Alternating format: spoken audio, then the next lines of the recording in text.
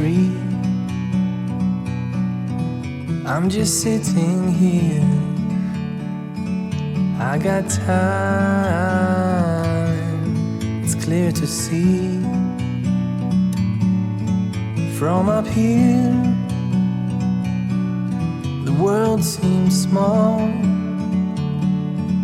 We can sit together, it's so beautiful, you and me. We meant to be in the great outdoors, forever free.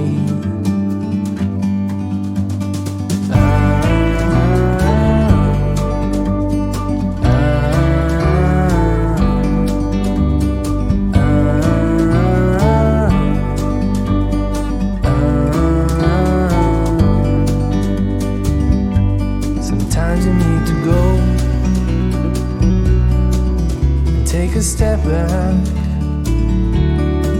to see the truth around you. From a distance you can tell.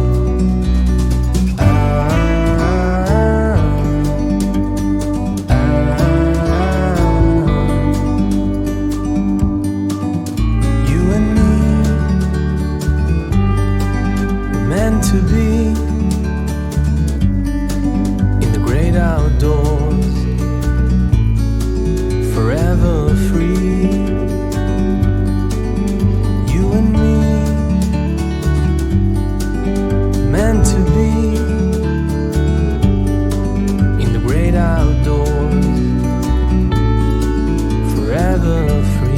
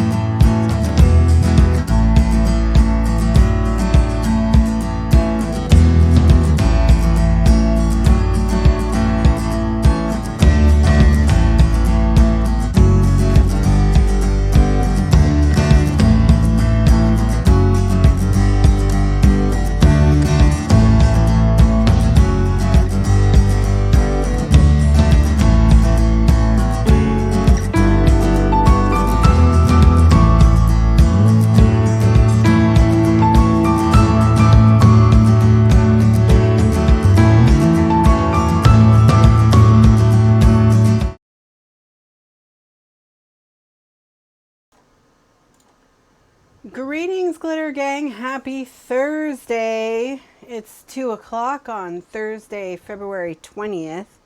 And you're here for a little crafty party. I'm back from my not vacation. Right after Scrappy Bowl, Mr. Lifeguard and I both got sick. He got sick first. But then he infected me. So we've both been sick for like 2 weeks. And it has been very unfun. I still have congestion. I'm still coughing a little bit. I'm not running a fever or infected or whatever anymore. But it's like I just have to clear all of this stuff out still. I can still hear that my voice doesn't sound 100% normal to me. And we'll see how I do with talking for 2 hours. We'll see how that goes.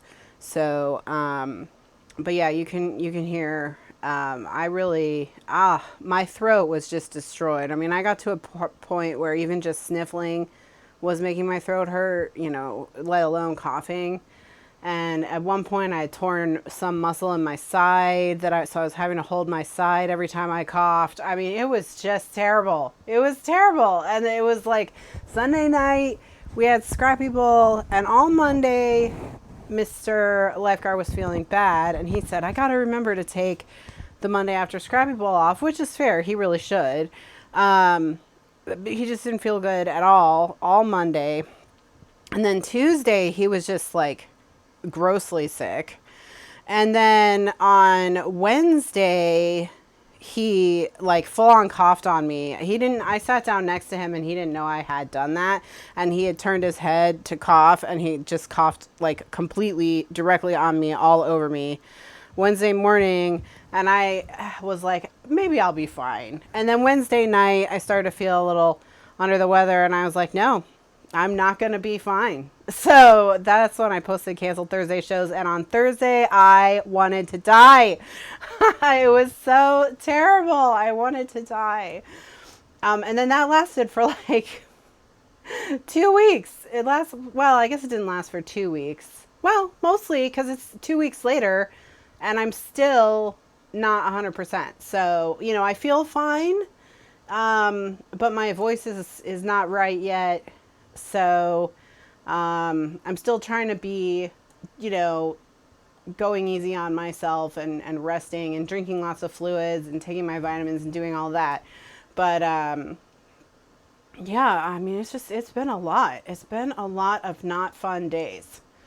So, we were so terrifying that my sister didn't even come home for one. Like, she stayed at a hotel. She stayed with friends. Like, that's how yucky we were. Like, she didn't even want to be around us. So she was just like, well, feel better, guys. And she like ran through the house picking up clothes with like a mask on her face. So yeah, we got no sympathy from her at all. So I hope you're all feeling better than I am.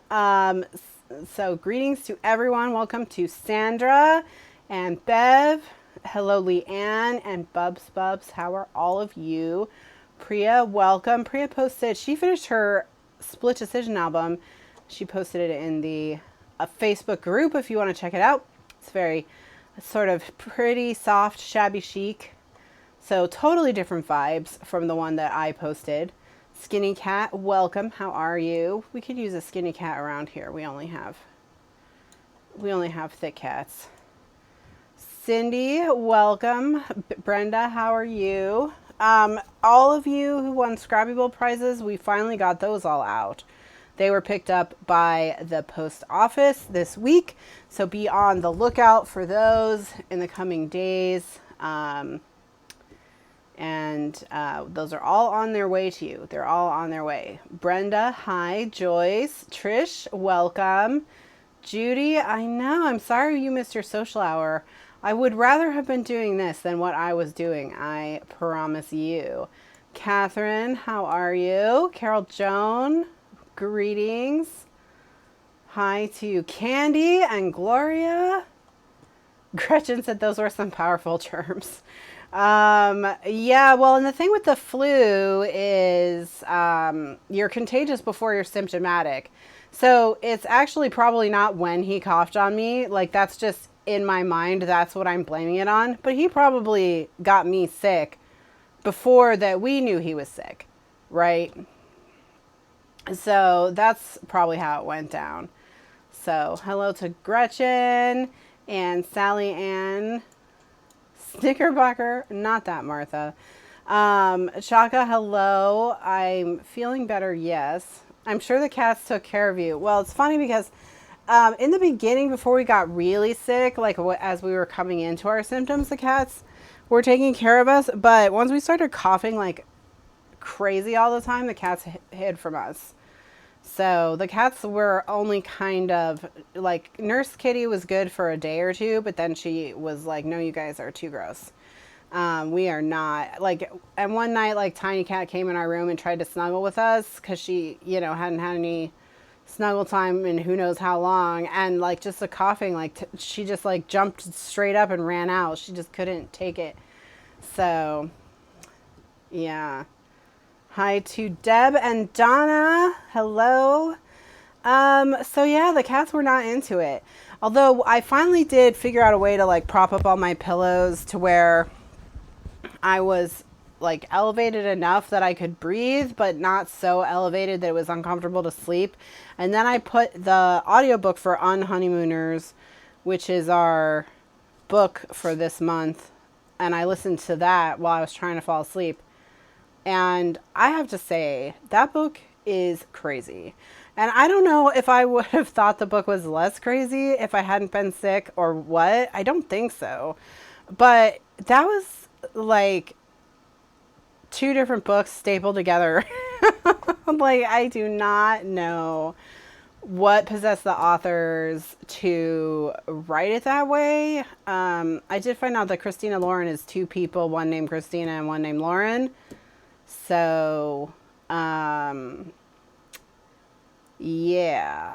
I don't know if like one of them wrote the first half and the other wrote the second half or what the heck, but it was crazy. Did we get flu shots? We didn't get flu shots because we don't work outside the home, and we don't have kids in school, so we don't even know if we had the flu. Actually, what's going around Tampa is RSV right now, so that's probably what we had. Because that's what's going on around Tampa more than the flu right now anyway. But yeah, we don't get the flu shot.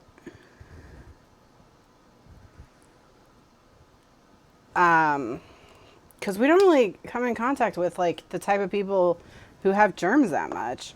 And Mr. Lifeguard went to the grocery store right before Scrappy Bowl, so that's where I think he got it. I think he got it from like a cart handle or something. That's what I'm blaming it on.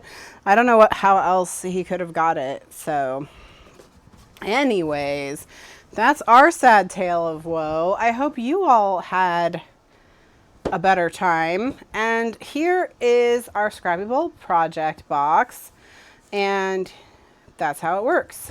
So now what we're going to do is we're going to decorate the outside of the box, and then after that we'll see.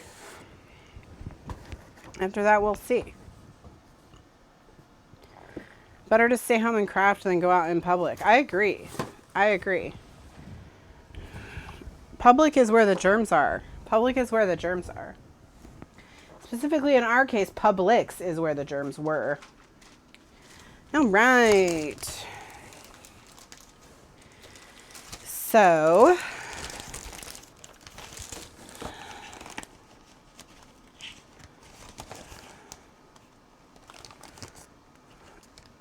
and I want to make a closure for this too. So we're going to work on that with the stickers as well. Alrighty. So.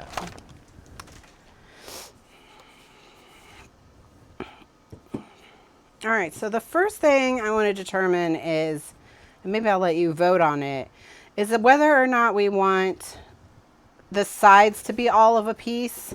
So this to be the same pattern paper here and the same pattern paper here, or if we want the top to be all of a piece and the bottom to be all of a piece. So it's pattern paper here, here, here, same, and here, here, here, same.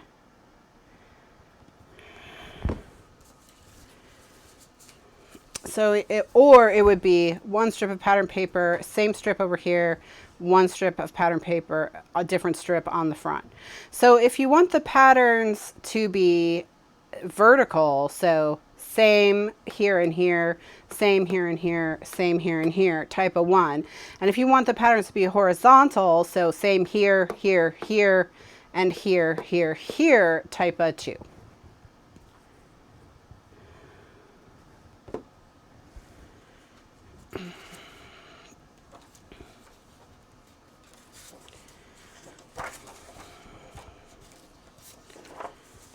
All right. No, Joyce. Unfortunately, I will not.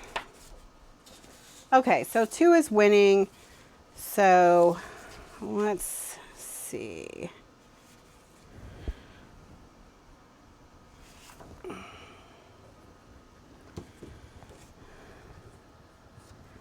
I think this could be fun for the top.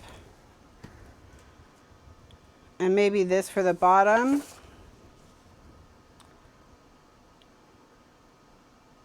To make it really library-ish. Let's see if those are our most library-ish pieces.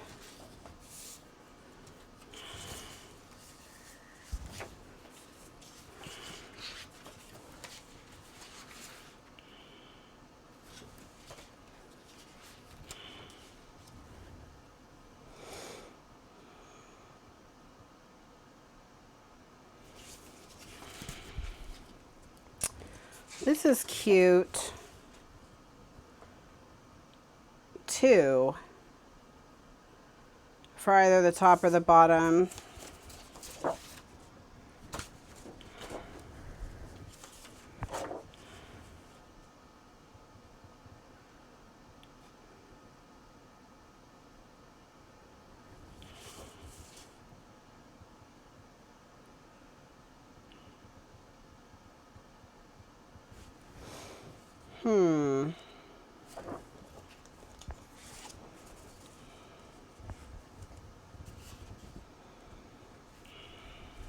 I kind of like these for the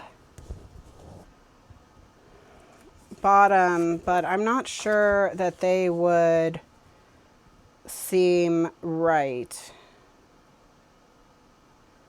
It would, first of all, it would be hard to get them lined up so that, I mean, we could, if we cut this piece right out of the center, is what we would have to do. And then I'm not sure how much the sides would look like drawers.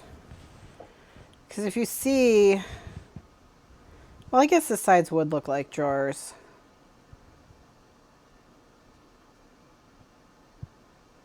But I'm not sure I love it. So maybe not.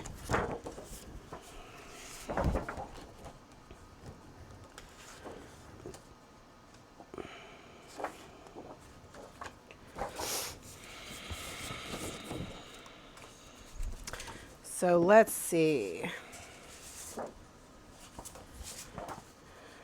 I like the library cards. I think the library cards and the letters are probably the two to go with.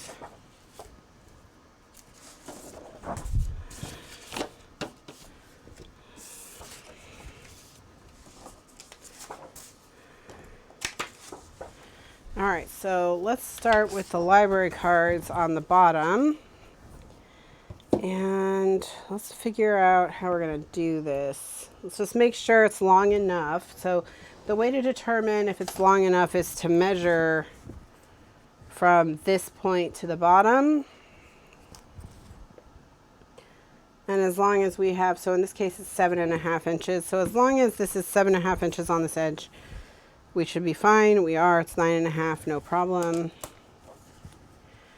All right, so what we need it to be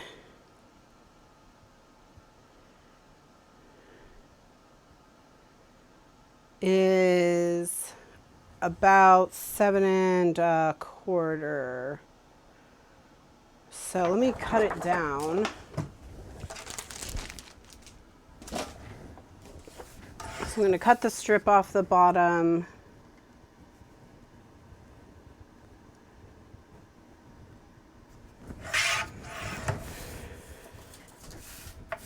Then I'm going to cut it to 7½ just so, even though I think what I need is 7¼ I'm going to cut it to 7½ because I'd rather have too much than not enough.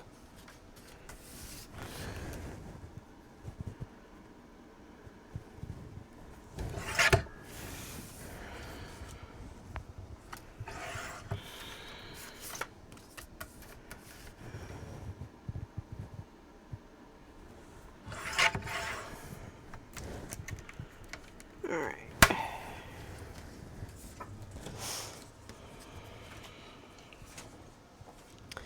Okay, so this piece is 4½ by, I think 4½. Yeah, just a little bit over 4½. So I'm going to cut 4¼ by 4¼ So what I need to do is I need to subtract 4¼ from 12 and divide that number that's left by 2. And then that tells me how far in on each side I need to cut it. That's if you want to take something out of the center of a piece, that's how you do it. So in this case, you start with your all the way across, which is 12. You subtract what you need the center piece to be, which in our case is 4¼ That gives you 7¾ You divide that number by 2. And that tells you cut 3 7/8 inch in on each side. All right. So that's what I'm going to do.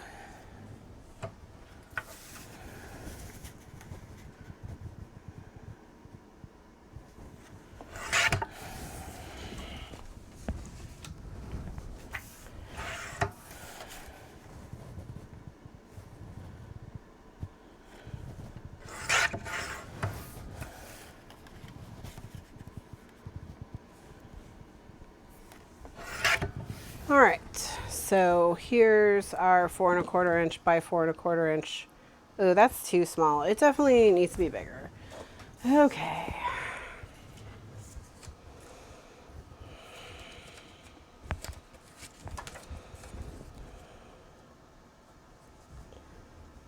I'll do 4½ by 4½. So I'm gonna have to tape this whole thing back together.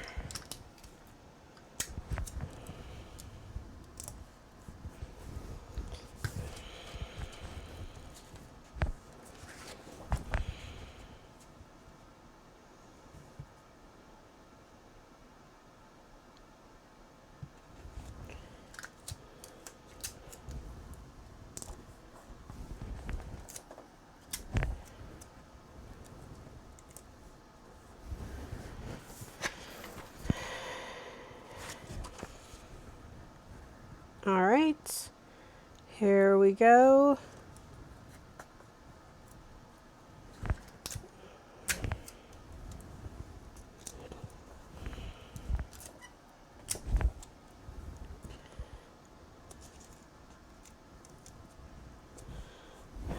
All right, so now what we're going to do is we're going to cut, instead of 3 7/8, we're going to cut at 3 3/4.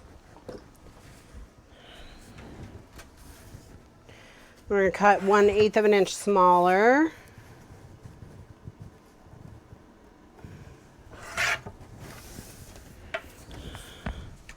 And then we're going to cut that middle piece to be 4½.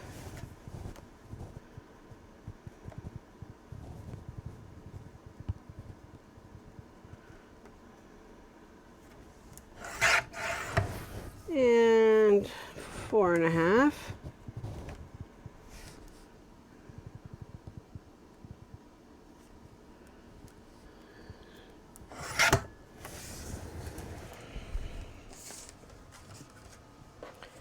All right, so, okay, so it's the right amount on the sides now, but I think we need to lose like 1/8 of an inch from the top. So what I'm going to do is I'm going to put my tape on so that it's going to kind of hold the whole thing together.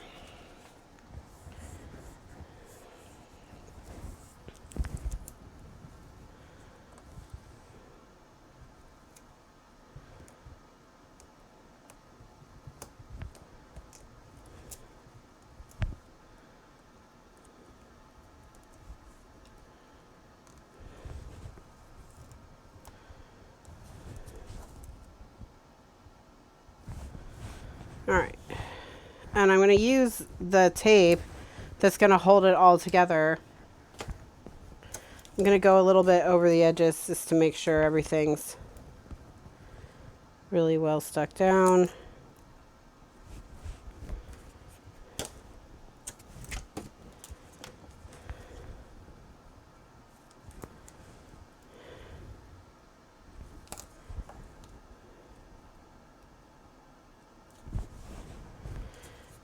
Okay.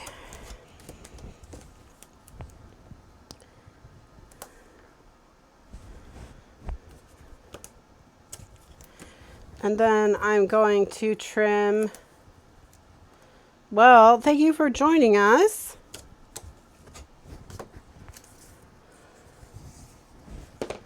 I'm going to trim all the edges. Trim all the excess tape, then we'll ink it. And, well, then we'll cut 1/8 of an inch off the top. And then we'll ink the edges.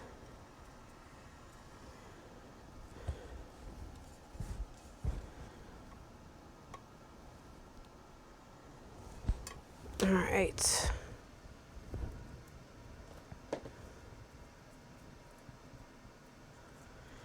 So I'm just gonna cut this from, right now it's 4.5 by 4.5. I'm gonna cut it to be 4.5 by 4 3/8.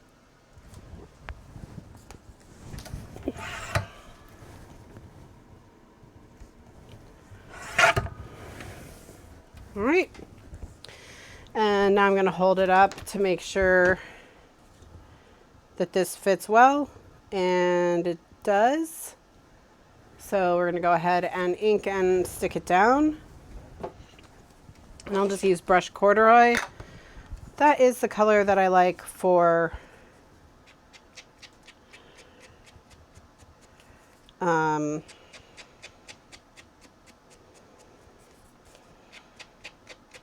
vintage stuff. Just if I wanted to just look nice and soft and vintage, that's the color I like. Vintage photo is a little darker than I like for a lot of stuff. I like it to be softer. And vintage photo is more saturated. So that's why I don't use that one, even though its name would sort of imply that it's the way to go.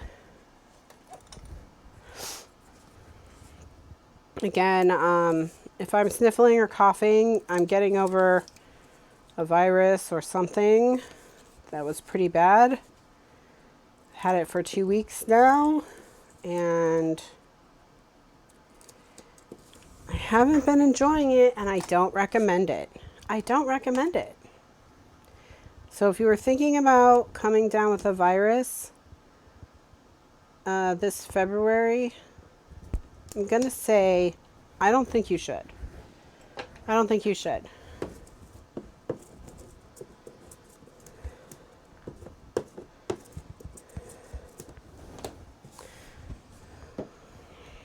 All right.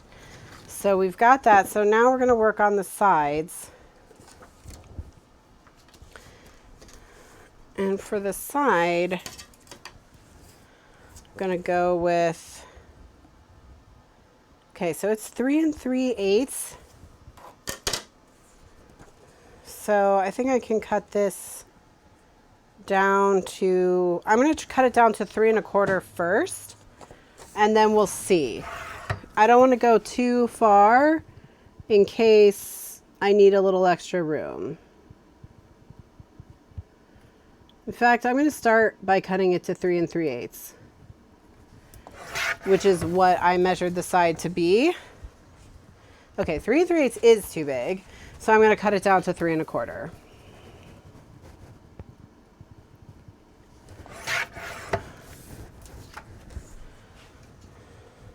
All right, 3 1/4 will work.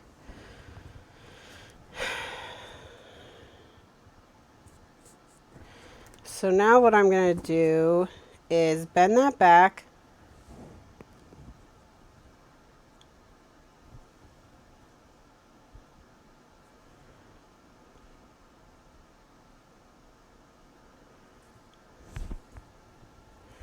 And then I'm going to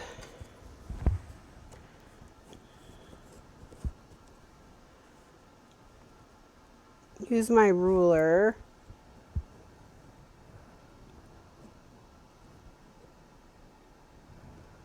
to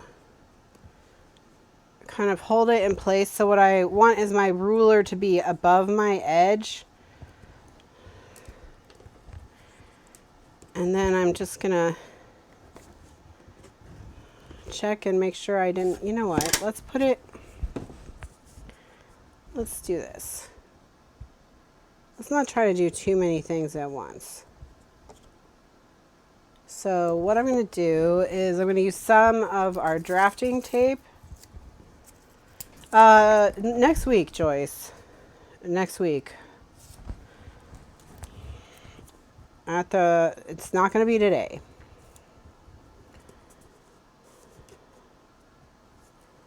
I haven't been able to do any additional work on any projects since Scrappy Bowl. So nothing has changed since Scrappy Bowl. So the stuff that I had done on Scrappy Bowl is the stuff that is done now. Because I've literally been sick from then till now. So nothing new. All right. So now that I have that held in place with the drafting tape,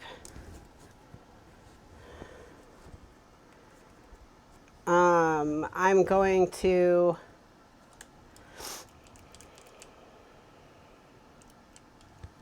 use a pencil and just mark. I'm just drawing on the ruler to mark. Here, let me tilt it. So you can see I'm drawing on the ruler to mark.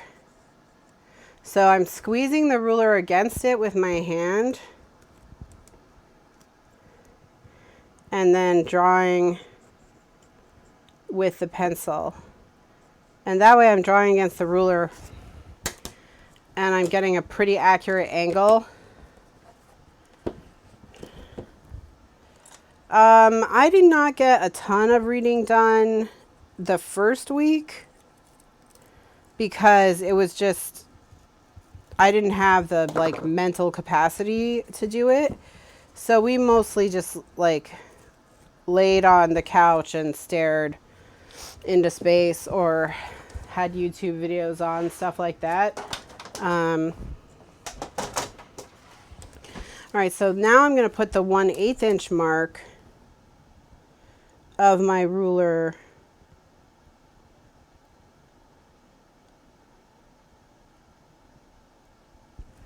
on the line, and I'm going to cut it with my rotary trimmer.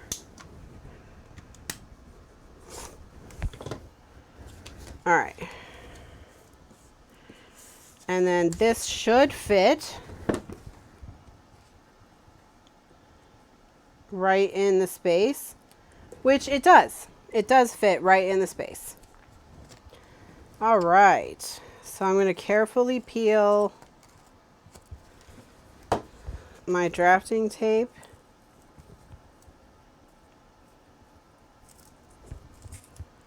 Off here.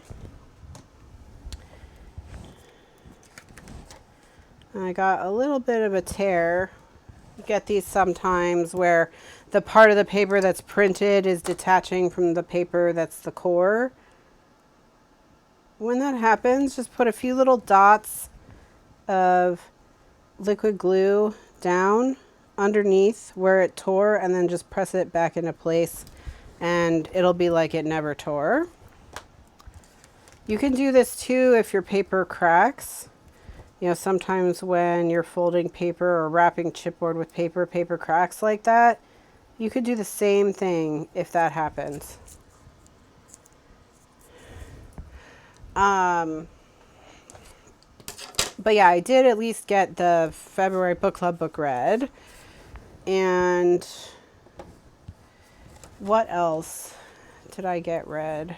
Did I read anything good? I'm trying to think. I don't think so.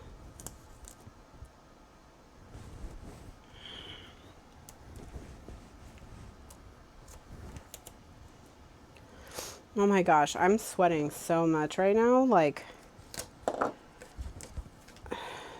not to be gross, but I think my body is like, thinks it's being overworked right now.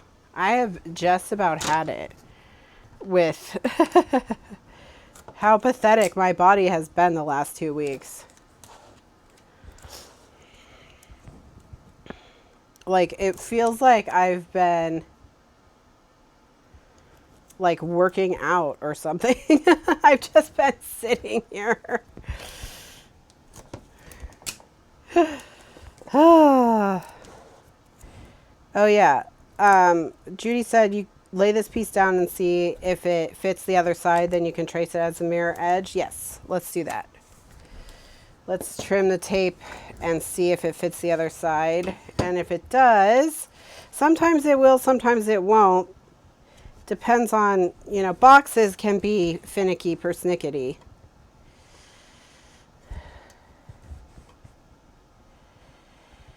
But I did watch some videos, while we were sick. We did watch some booktube videos because, you know, after the unhoneymooners, I'm starting to, this fits well enough that I'm going to go ahead and stick it down. I'm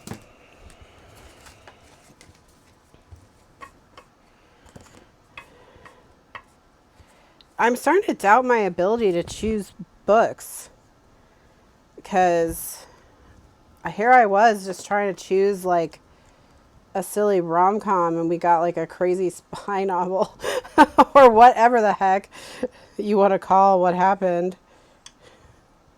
It definitely like did not stay a rom-com, for that's for sure.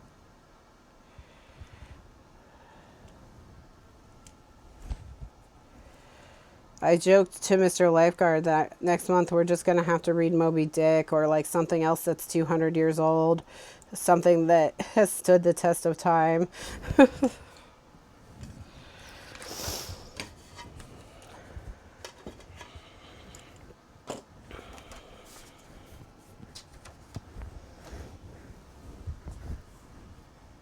Oh, you thought it was pretty typical of today's rom-coms as well?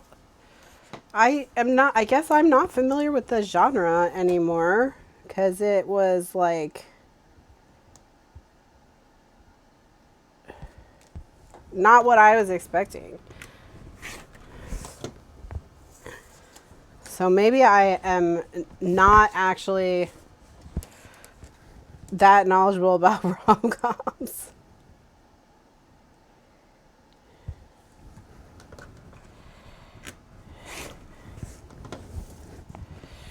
We also watched Fresh Off the Boat. That's the other thing we watched. Because that didn't require us to think very hard.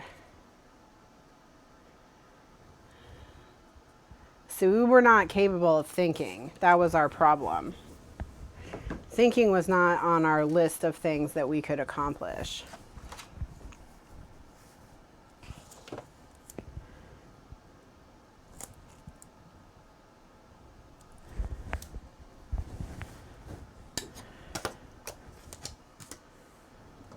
You have to have extra drama.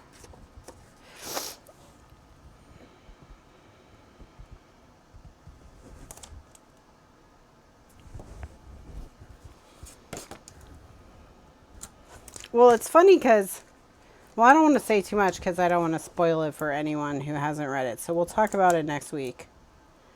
But like we're supposed to.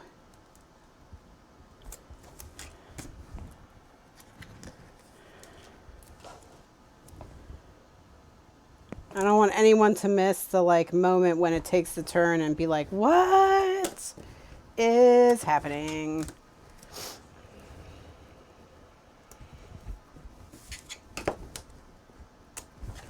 But let's just say I questioned a lot of people's decisions. A lot of people's decisions were questioned by me. I'm not sure people acted in ways that made sense at all times.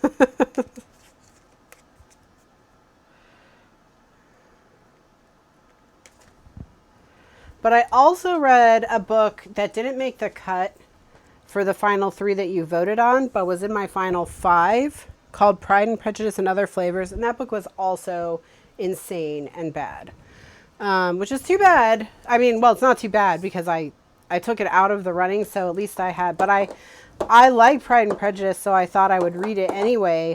And it was crazy. It was way crazier than The Unhoneymooners. Way crazier. I don't know, Priya, and I am picking books that are like, The Unhoneymooners has thousands of positive reviews. So I don't understand, okay? I don't understand. I wonder if I'm just out of step with the contemporary books.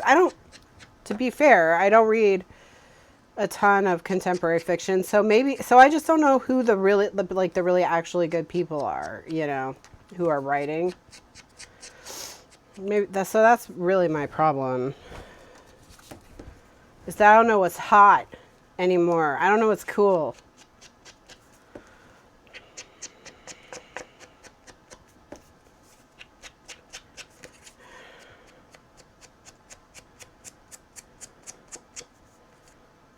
It's been a long time since I've read a really good book. Genre, I like literary fiction, particularly magical realism. I would say magical realism is probably my favorite genre. I definitely like when a book is set, you know, in our world, but there's a fabulous element to it. So, like, something is strange. I like there to be kind of an air of unreality about the setting. So, I mean, that's my favorite genre by far. I would say I used to like fantasy, but I haven't read fantasy in like probably 10 years.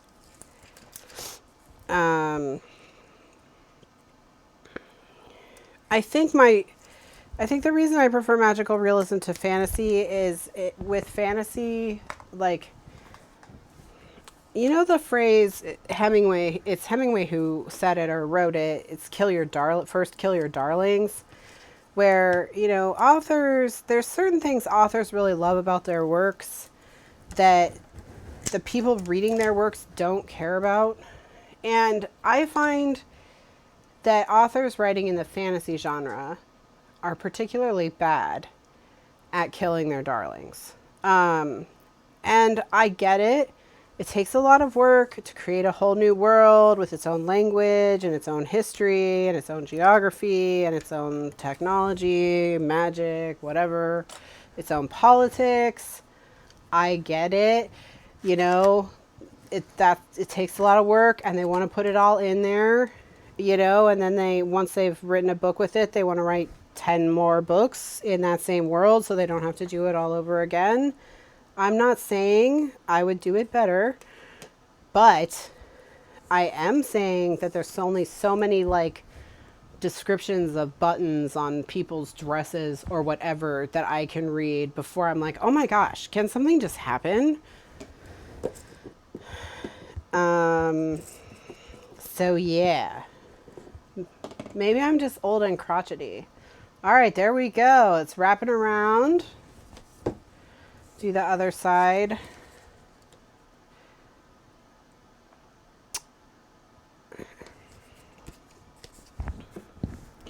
You know what? I may have to lift this off with undo to put a metal piece under it for the closure, because I want to make a closure with some of the embellishments and stickers from the pack.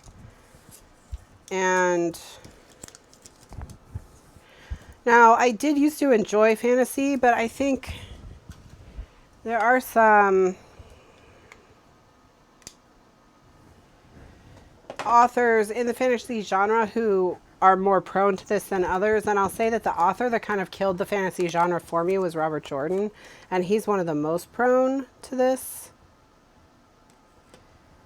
So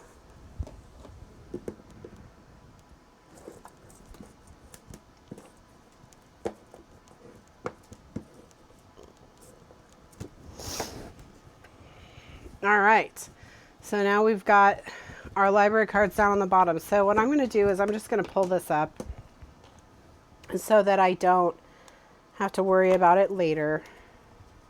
And that way it can dry.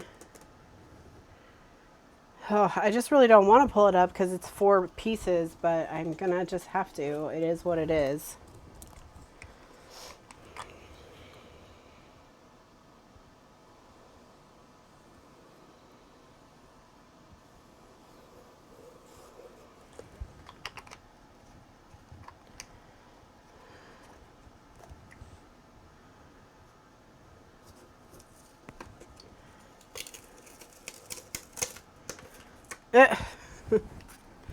Yep, it's going to come up in 4 pieces.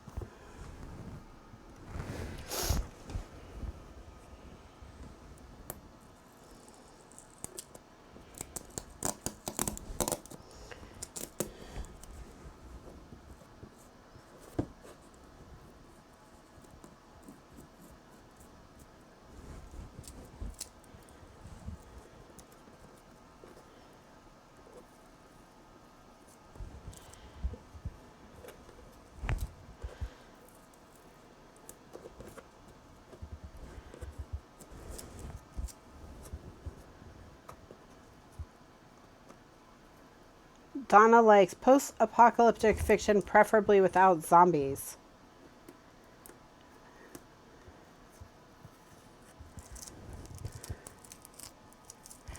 I think this might be the first time too. I think you might be right, Joyce. This project has gone pretty smoothly. Donna Davis, have you read N.K. Jameson's books about the Earth? The Earth is a character, and the Earth is actively trying to kill. It has like a sentience and a power about it, and it's actively trying to kill everyone on it. And so everyone is can't live in big cities or anything anymore because the Earth just sends like tsunamis or horrible earthquakes to any large gathering of people. So people have to live in like small survivalist bands. I'm going to get the name of the first book in that series. Every book in the series won a Hugo Award. And she published them in like 2015, 2016, 2017. So she won the Hugo Award 3 years in a row. She's like the first author to ever win 3 consecutive Hugo Awards. So it's a big deal. Okay, the 5th season is the first one. The 5th season by N.K. Jemisin.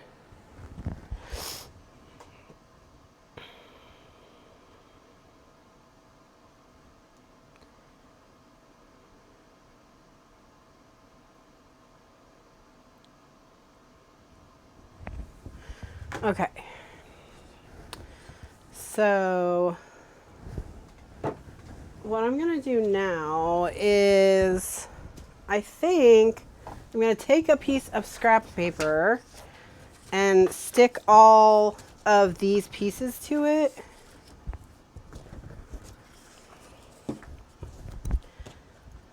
So I can handle them as one thing.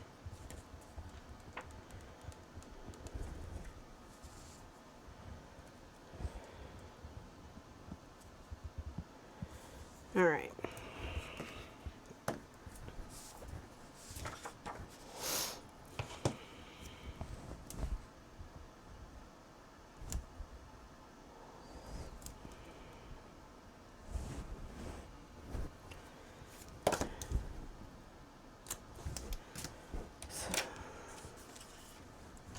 So anyway, I have her those books. The 5th season is the first one. I also don't read. If a series isn't finished, I won't start it. So I'm not someone who will read a book series as it's like ongoing. That is not. I just want to read like. I want the series when the series is finished. If people like it all the way to the end, then I'll read it. I also am going to blame that on Robert Jordan. So, Robert Jordan has a lot to answer for.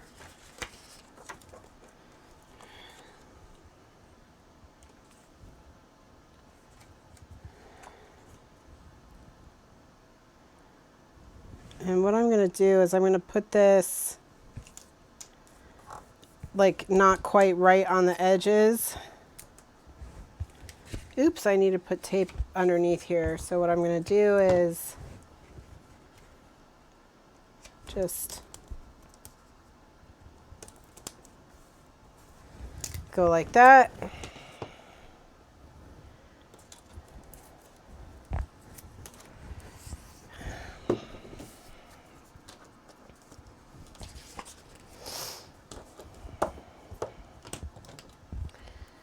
And then burnish it. Just peel it. Okay. All right, so now I can take these pieces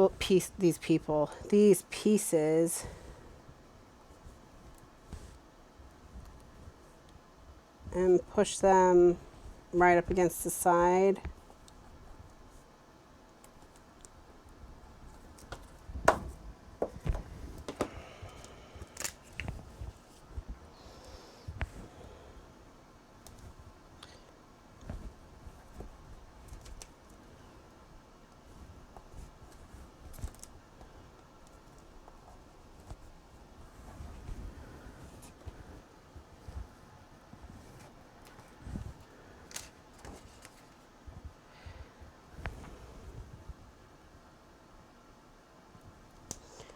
Gretchen says someone recommended a book to her and it was the first in a trilogy and she didn't realize it. Now she's mad.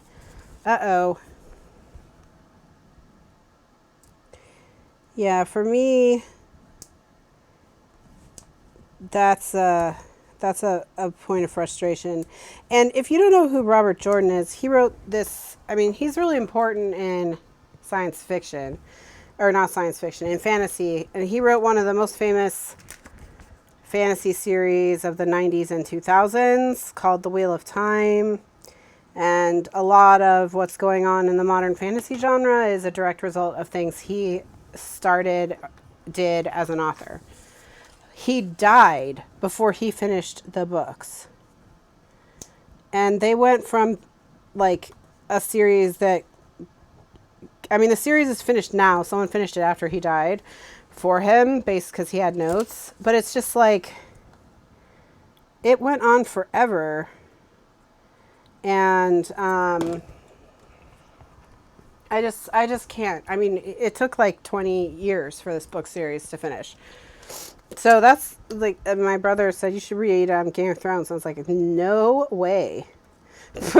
No way.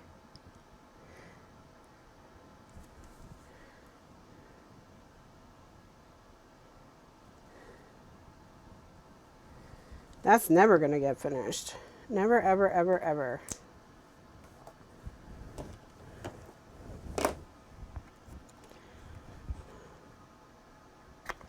Okay, I think I finally finished this piece. Finished fixing it.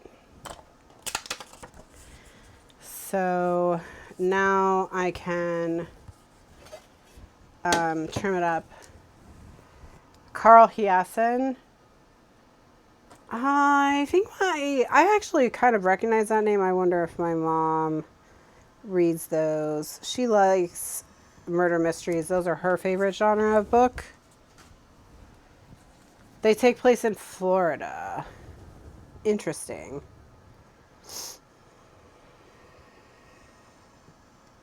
Maybe that's why it sounds familiar.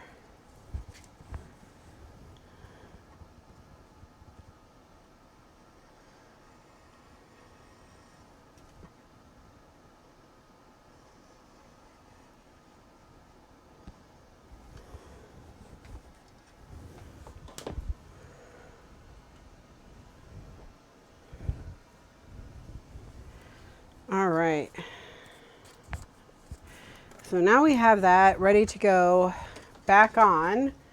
So I just need to get a disc, and we'll put a disc here at the top. And there's one right here on my table, so I'll just use that.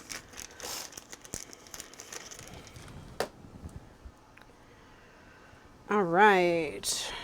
Just gonna go ahead and put like a big piece here. It's a great tearing job. Yes, Twyla, that's true. The Millennium books, Steve Larson, yeah, I think he planned 7, and he died before they were finished. Now, I have read The Girl with the Dragon Tattoo, because people called it the Millennium Trilogy, and there were 3 books, so I figured it was done. And what I'll give him is that his books are all contained in the sense that, you know, the fact that he didn't finish them doesn't necessarily, like, you're not, I don't think I have a lot of questions that need to be answered, I guess is what I'll say.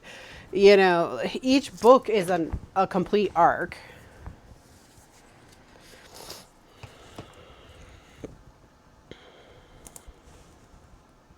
Unless I'm not remembering some kind of dramatic reveal at the end of the 3rd book.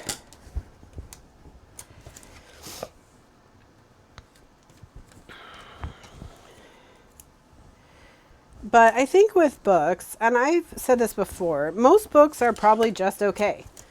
Because when you think of the bell curve, most things are going to be in the middle. And then you're going to have a few things that are on this end and this end. So if you're thinking of the bell curve as on the extremes, so on the extreme bad end, the 1 star, it's very thin. And on the extreme good end, the 5 star, it's very thin. Okay, and then in the middle where the 3 star is, that's the biggest. That's where it's the highest, and then it tapers down. So you're going to have the most 3 stars, then you're going to have a fewer 2 and 4 stars, and then the very least are going to be 1 and 5 stars. So most books you read are going to be in that 2 to 4 star range, which means that most books you read are not going to be bad. They're going to be just okay. And most books you read are not going to be great. They're going to be just okay.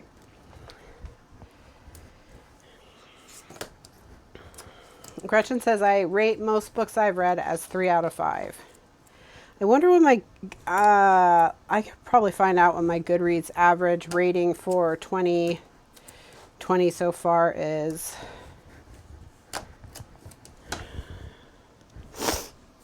I can tell you, I did rate something 5 stars recently, which was Kindred by Octavia Butler. And I don't know if I've mentioned Octavia Butler on the show yet, but if you like science fiction or any kind of speculative fiction, not necessarily just science fiction, but anything unreal, then you should check out Octavia Butler. She's, in my opinion, one of the greatest speculative fiction writers of all time. And she doesn't seem to be, like most people I talk to don't know, haven't heard of her. Usually when I talk to people, I'm the first person to mention her to them. So if you haven't checked her out, check her out. But I gave the graphic novel adaptation of her novel Kindred, which I've read before, which is also 5 stars. And I gave it 5 stars. But Kindred is about a woman from the 1970s who is constantly pulled back in time to the 1830s to keep a ancestor of hers from dying before he can have the children that she's descended from. And so she doesn't know why, like, other than to preserve her own life, why she keeps being pulled back into time, but that's the connection. But the thing is, she's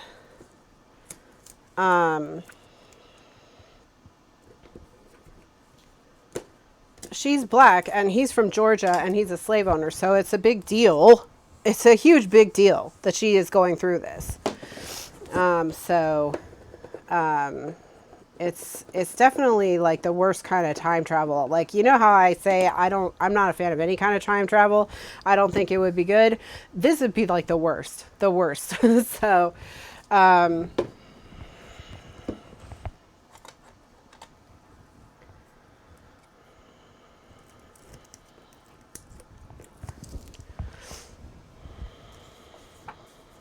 right, so now I just have to find, oh, here it is.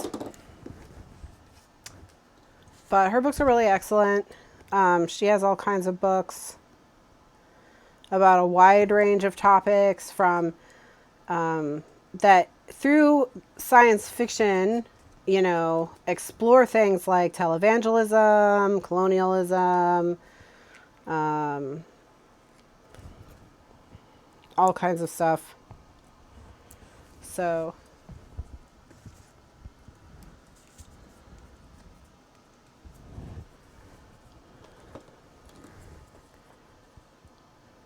the slavery time travel is Kindred by Octavia Butler. Yes. Kindred is the name of it.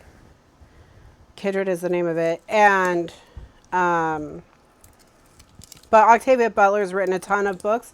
If you don't want it to be, like, if you want to see if you like her vibe before you read one of her heavier books, she has all kinds of books that you can read. But I do recommend Kindred. You know, her books are not going to necessarily be like a comfortable, easy read by any means, but they're excellent. She's was a fantastic writer. Really one of the pioneers of Afrofuturism as a genre. I mean, she did a lot, and I think she died kind of young, so she didn't have a long career. I think if she'd lived longer, she'd be better known, but she's getting better known now. All right. Okay, so we've got that. So now we're going to work on the top. So with the top, it's going to be the same deal. We're just going to get whatever this height is, and then we're going to cut the whole thing to that, and then we're going to work from there. So it's 4 3/8 again. So I'm going to cut it to 4 3/8, and then we'll go from there.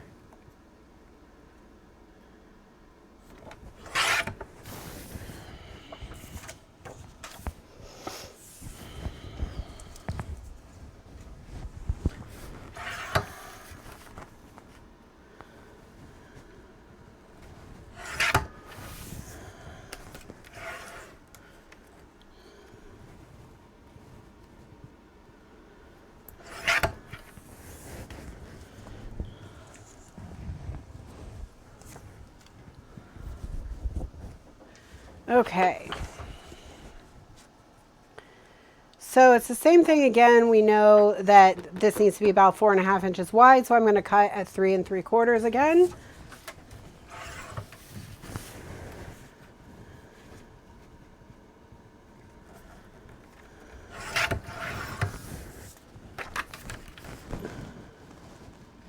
And then I'm going to cut at 4.5.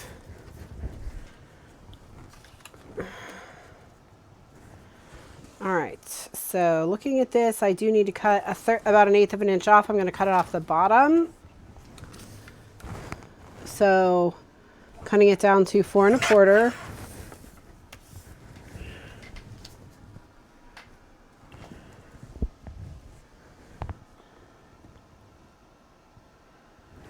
will go ahead and ink it and stick it down.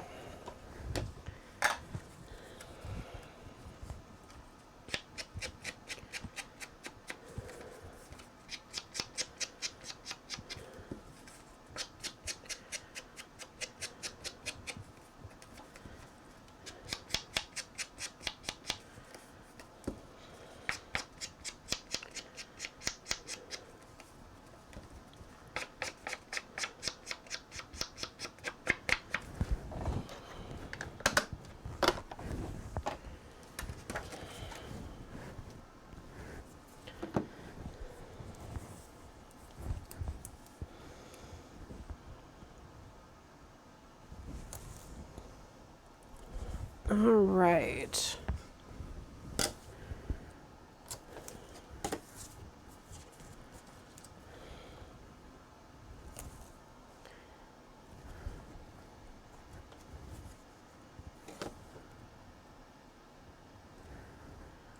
That one does not need a disc, no, because we're going to put the closure on the outside.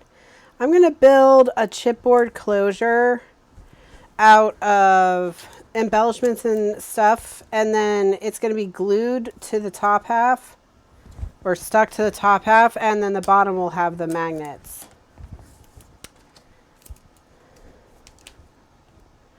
So this can just go, you know, down on the page.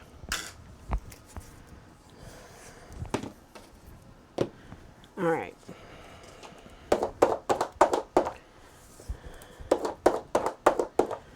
But it didn't do me any good to rate a book 5 stars, because the book right before it I rated 2 stars, and the book right after it I rated 3 stars, which was The Unhoneymooners.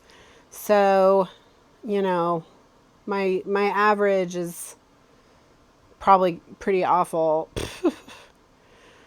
I don't know what my average reading is. My average rating. I probably don't want to know.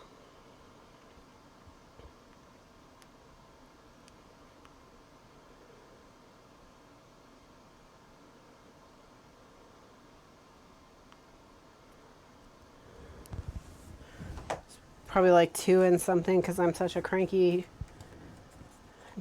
Ow.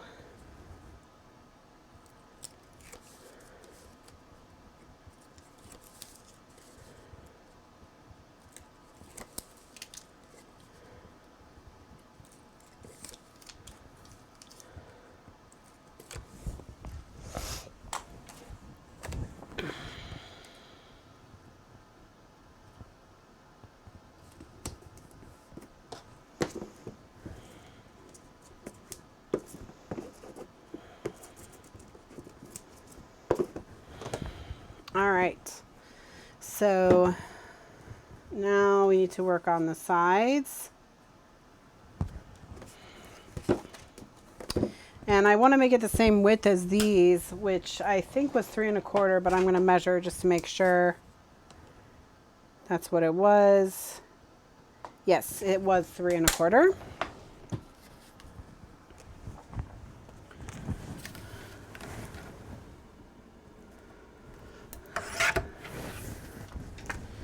All right, and then we're going to do the same thing as before, which is, you know, tape it into position.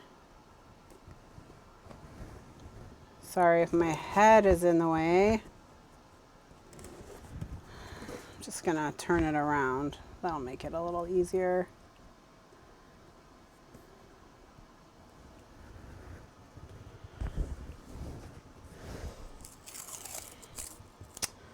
Audiobooks are good for crafting and reading at the same time.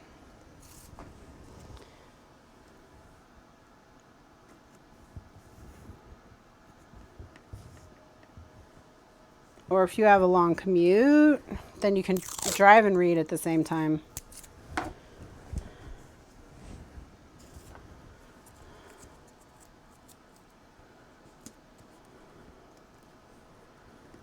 I recommend the Creative Grids rulers. Creative Grids is the company, and it's got, I don't know, some kind of weasel on it. They're quilting rulers. They're great.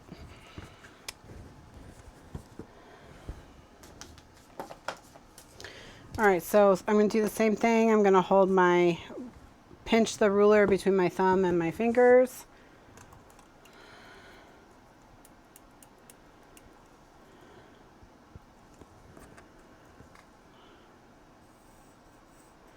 Well, and if your library, they're talking about audiobooks now. Audible gives a credit a month to buy one book. But if your library uses Libby, find out if your library uses Libby, because I've mentioned Libby before for ebooks, but Libby also does audiobooks. So you can get audiobooks for free. Oh, are we out of stock on that ruler? I will try to get the 6.5 inch one and back in stock. Yes.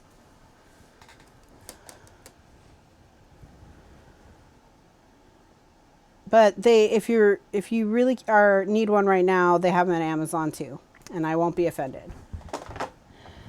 But I'll let Mr. Lifeguard know that we'll have to get back in touch with our guy.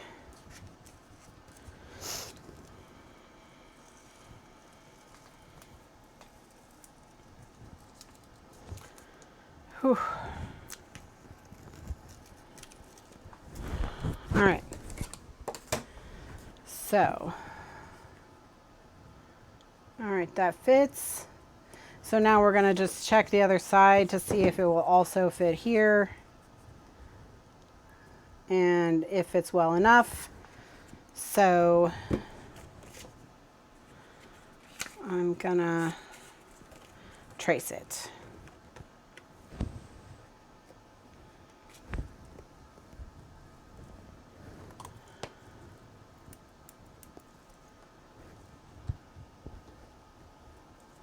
Twyla says if you have an iPad, it will read your books to you for free. So there's lots of options to listen to audiobooks for free.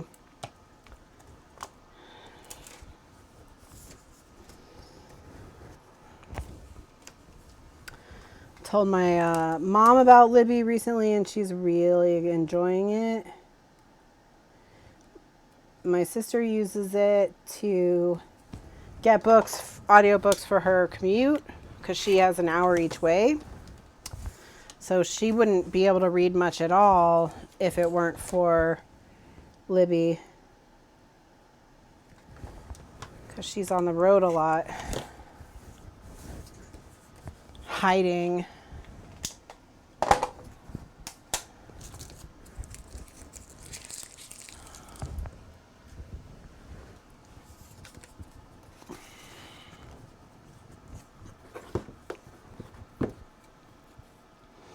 Okay, so now I'm going to ink the edges of these two pieces, and then we'll stick them down, and then we'll make a cool closure.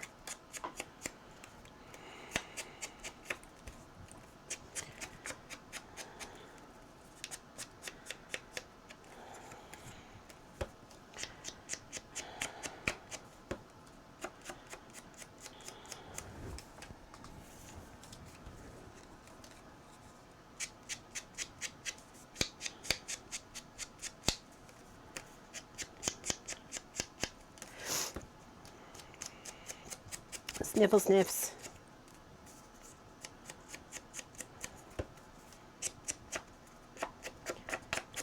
All right. Now that these are inked, let's tape them down.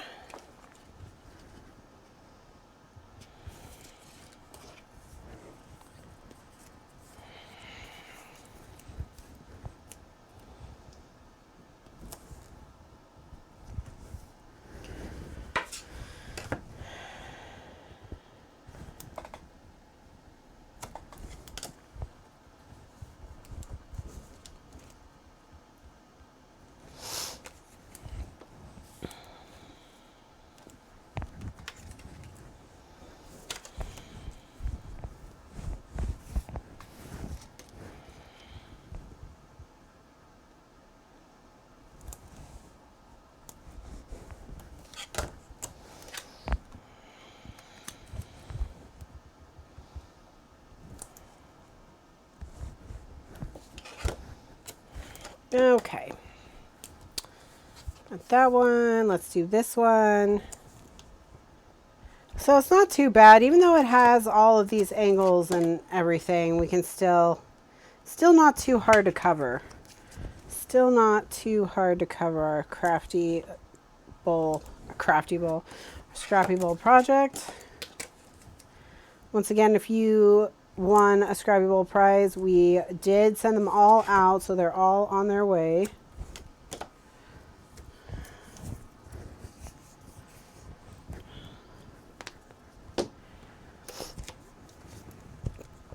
So now we'll trim these all down.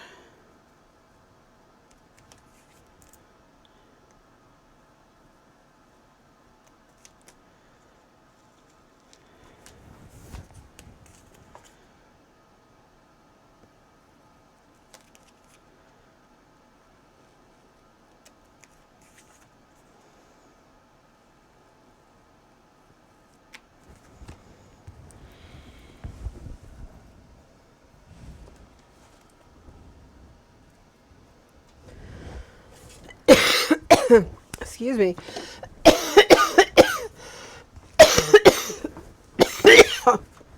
Oh, hold on one second.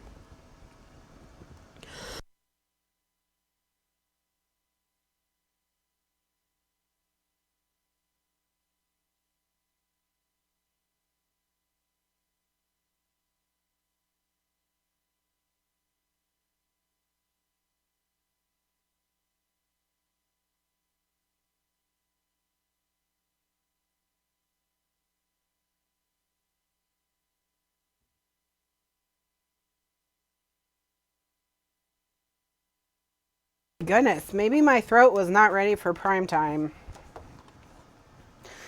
Whew.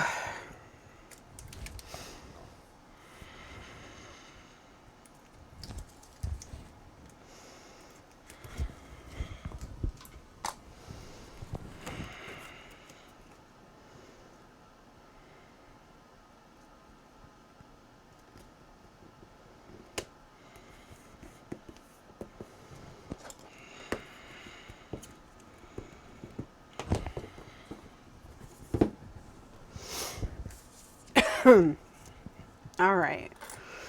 I have returned.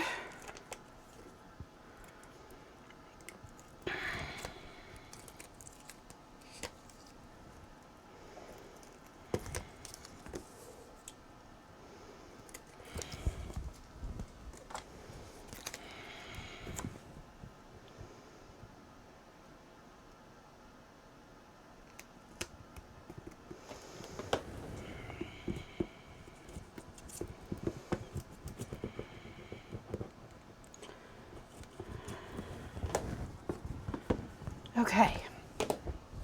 We made it. All right. So, oh, wait. I need to do something to the lid. What should we do on the lid?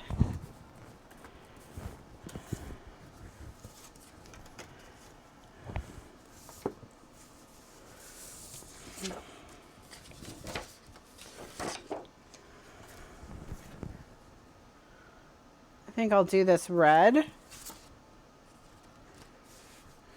So,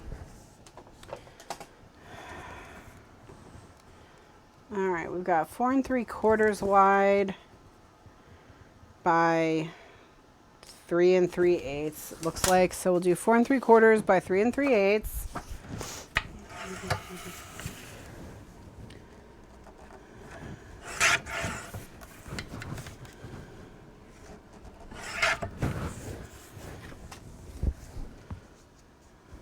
And then, of course, we'll be trimming this down.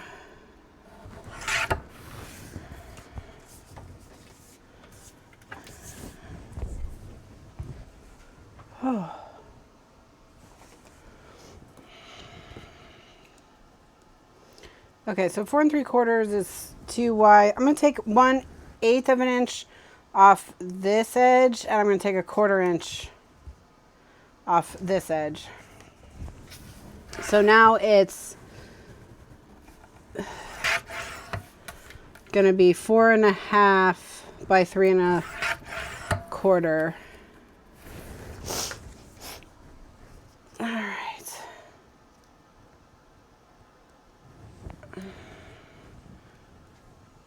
I think we gotta take another 1/8 of an inch off this.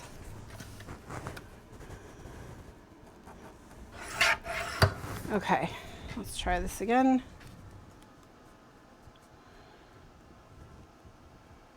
Yeah, that's good. Well, what I think I'm gonna do is I think I'm gonna finish this project. Oh, hi! Kitty, you were a little scary. I think I'm gonna finish this, and I think what I may do is take tonight off. So I think I'll just go until this project is finished, and I'll take tonight off, and then I'll be back next week with Catch a Tag Remastered. Hi, Kitty. Hi, Ninja Kitty. Oh my goodness, you are purring a lot. Here, let's take a little kitty scritch break. We'll take a little kitty scritch break. And that way this project is done. But like I can feel my throat is very irritated right now. And I don't know if I can talk for like 2 more hours. So plus, like I said, I've been like sweating this whole time. Like I've been running. It's so crazy. So I think I'm not, well, I knew I wasn't 100%, but I think I thought I was better than I am, is I think the situation.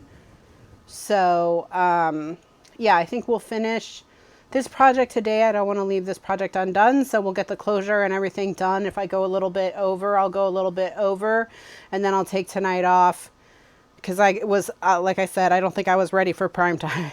I don't think I was ready for prime time. Oh... Getting old, being 40, it's a lot harder to bounce back at 40 from stuff than it was at 20. Oh my gosh. Oh my gosh, Kitty.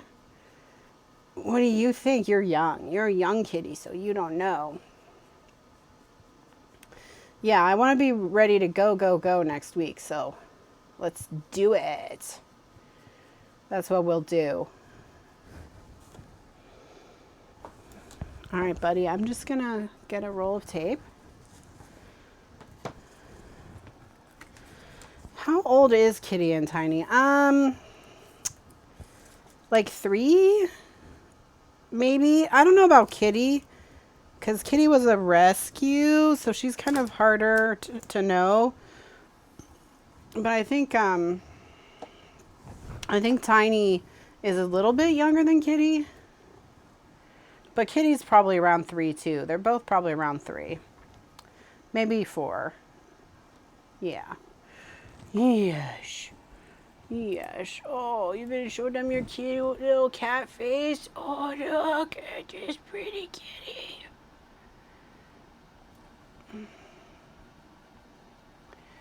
They thought you weren't going to come say hi. They thought you weren't going to come say hi.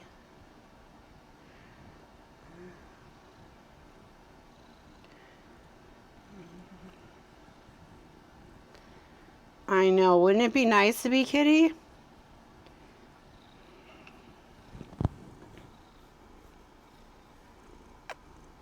She's giving me kisses. Yeah. Giving me kitty kisses.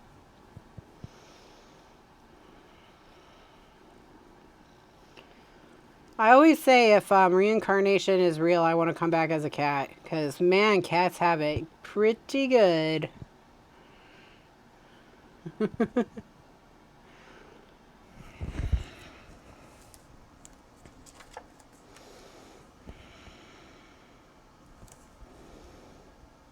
Kitty has such a great purr, don't you, Kitty? Don't you? Yeah.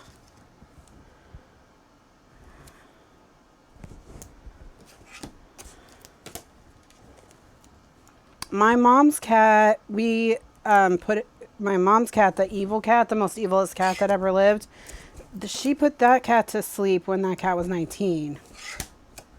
So that cat lived a long time.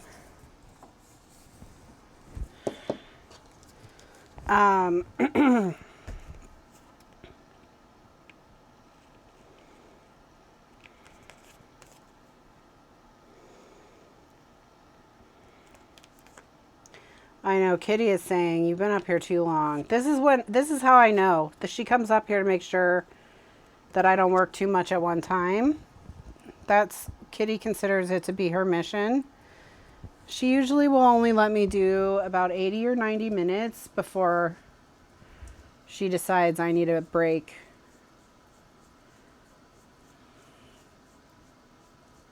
She's still purring. She's just sitting on the desk purring. Yeah, you're just sitting on the desk purring.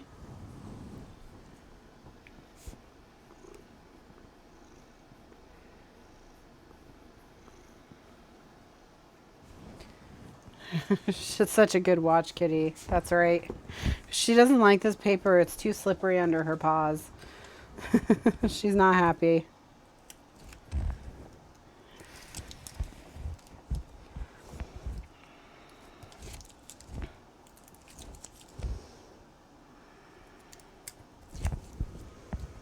So what I want to do is I want to do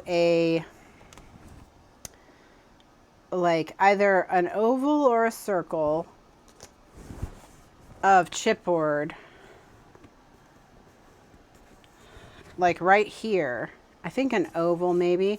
And what it'll be is we'll build a cute little scene on the oval with stickers and stuff. So, and on the back, there was a question about what's on the back. What's on the back is that sheet of craft text that is holding the whole thing together.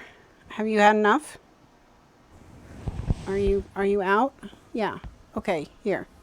There you go. Oh.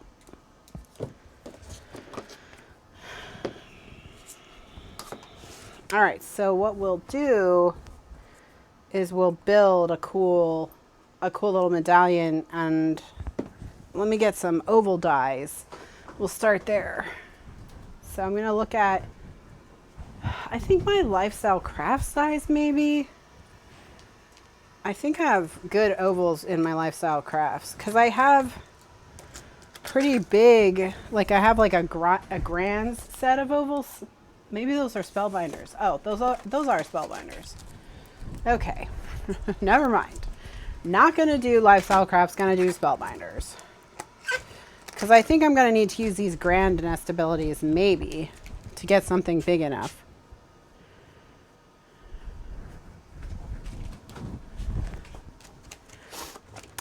So the person who designed it told me that I could just have the design, don't need to worry about it.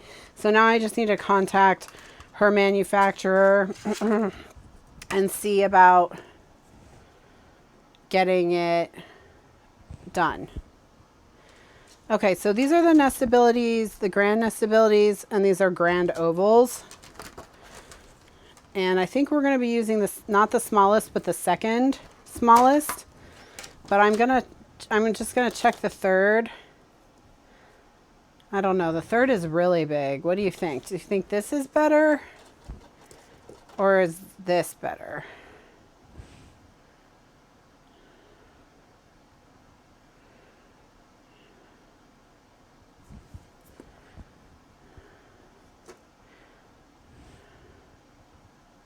Yeah, I think the slightly smaller one. I think. So with the nestabilities, that one is, it's not the smallest, but it's the next smallest. So it's the one in between the smallest. Well, the one up from the smallest is the one that I'm using.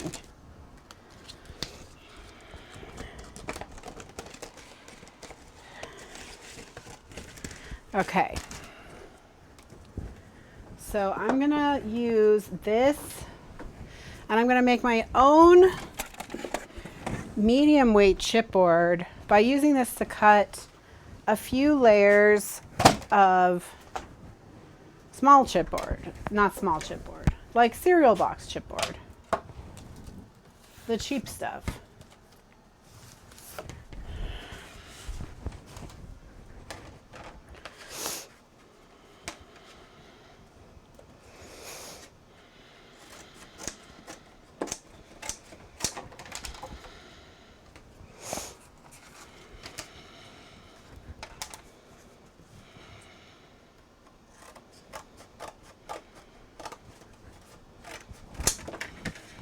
Okay, So we'll put down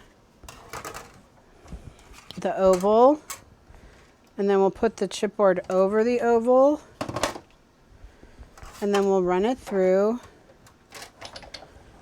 And what I'm putting pressure on the end of this with my finger, and then while it's still in here, so while the roller's still putting pressure, I'm going to put pressure on the other side. Roll it all the way, almost all the way through, roll it back.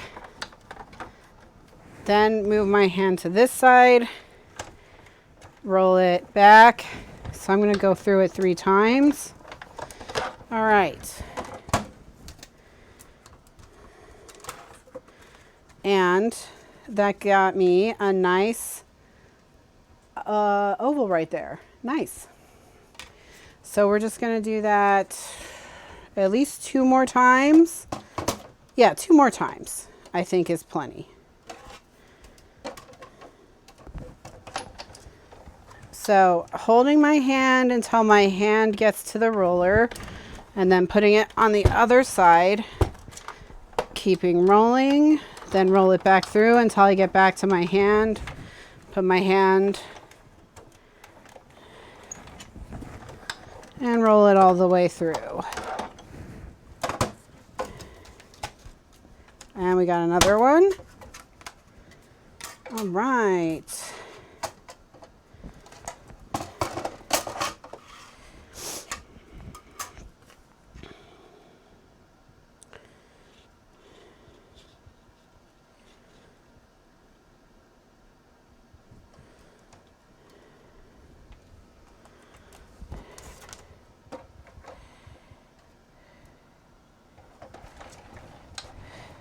Now, don't smush your fingers. You know, be careful not to smush your fingers. All the way through.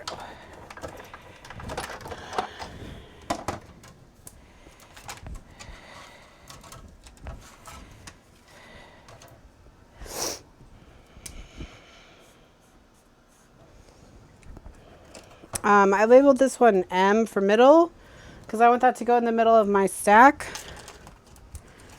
because I want it to be covered up. All right, so I'm gonna put the rest of the chipboard away, because that one didn't get cut. It's not a perfect oval. It's missing a little sliver from each side. So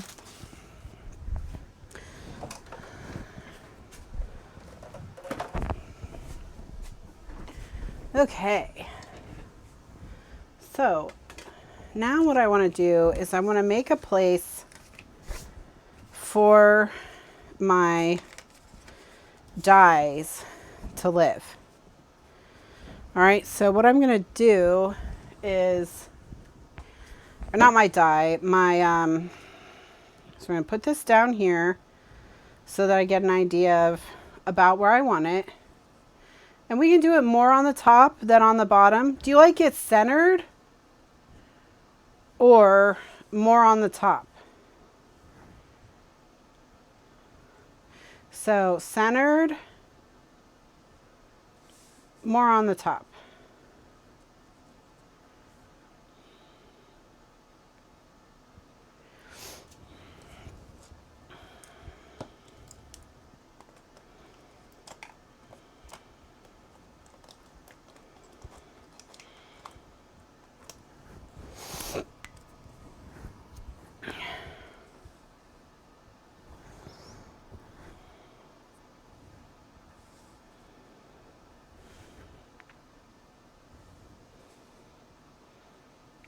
Okay, I'm going to split the difference, and I'm going to do 2/3 on the top and 1/3 on the bottom. So let me just measure my oval. It's 5 inches.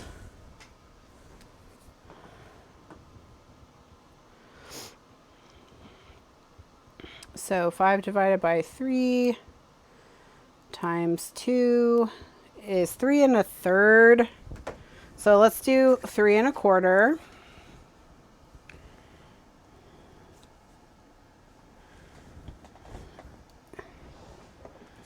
Is where I want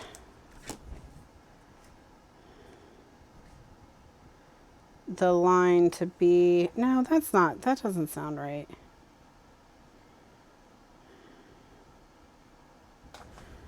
Three and a quarter can't be 2/3. Oh, well, I just measured 2 1/4. So, yeah. Cool.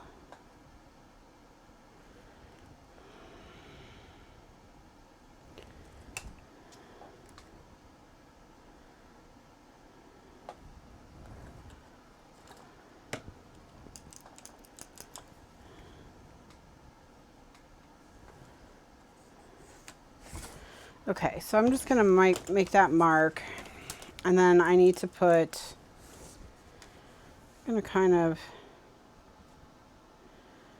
try to sit.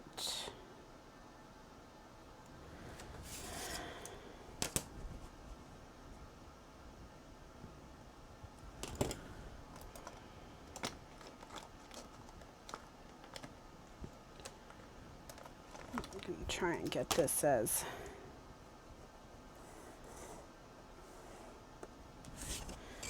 marking the center too, because I want to get my magnet more or less centered. And I want my magnet to be, you know, kind of halfway.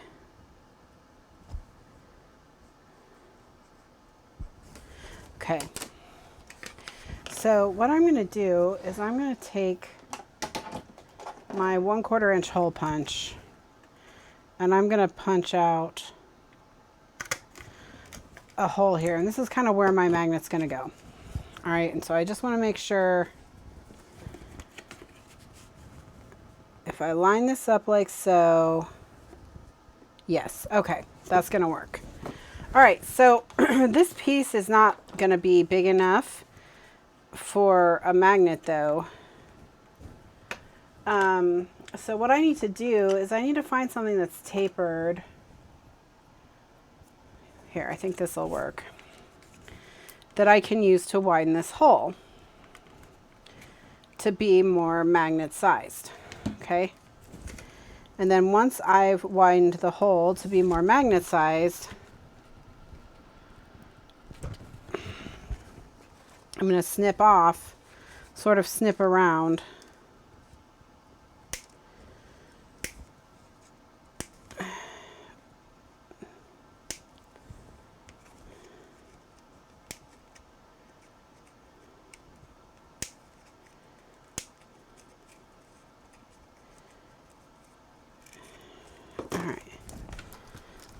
Let's see if my magnet will fit. Not yet. That's all right.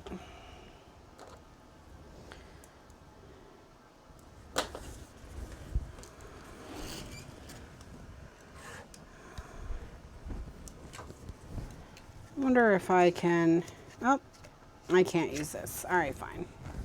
So I'm just going to use this to make a little template.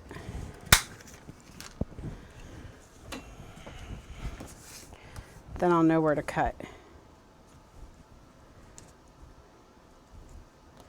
And I want to remove the chipboard from 2 layers. The middle layer is one of them. That way the magnet doesn't make a bump, so it'll be easier to open and close, okay?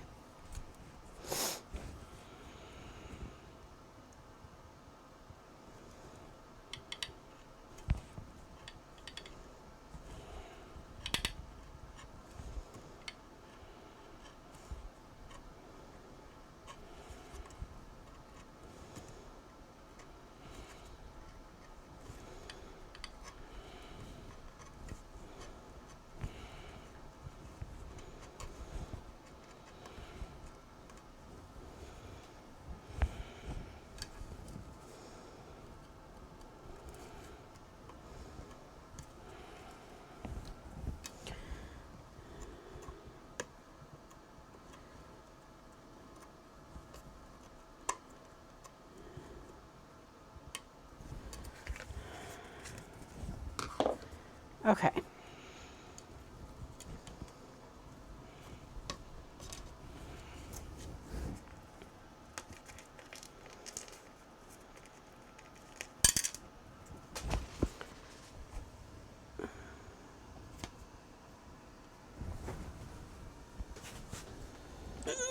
Okay. So,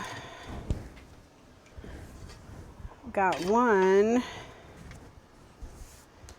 and then we'll do another.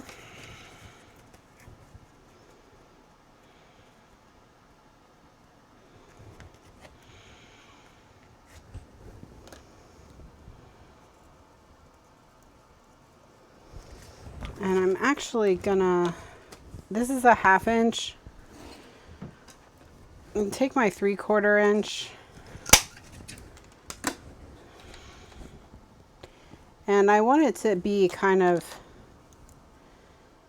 in between the two. So I'm just gonna draw a line that's in between the two.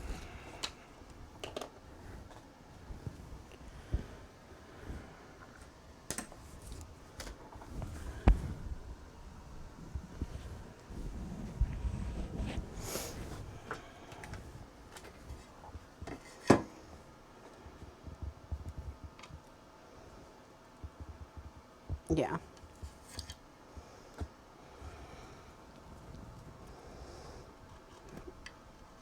And these don't have to be perfect because no one's going to see them.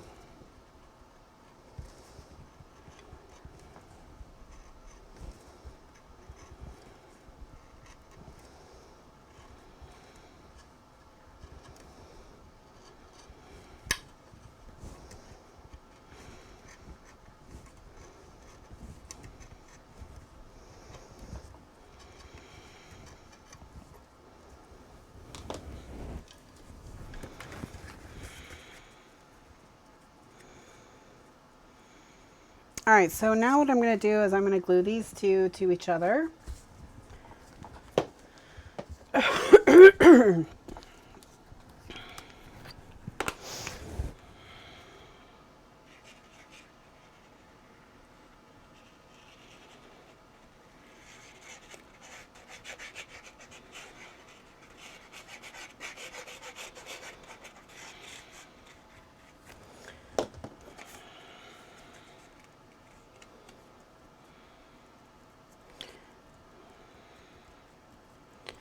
Okay.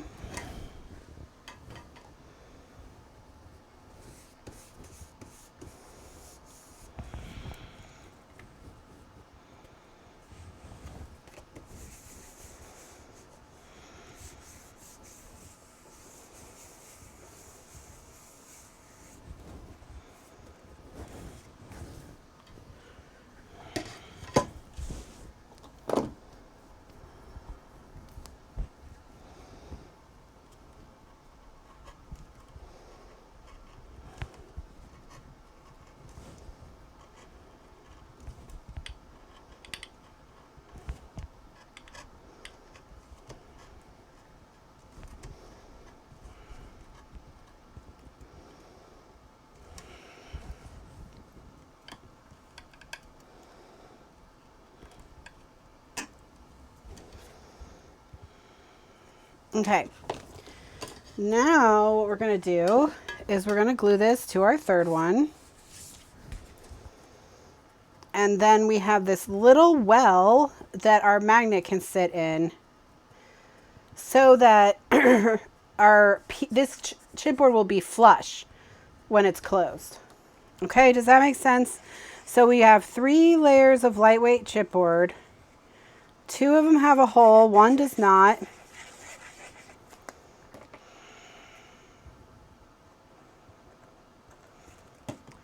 And the one that doesn't have a hole is the front.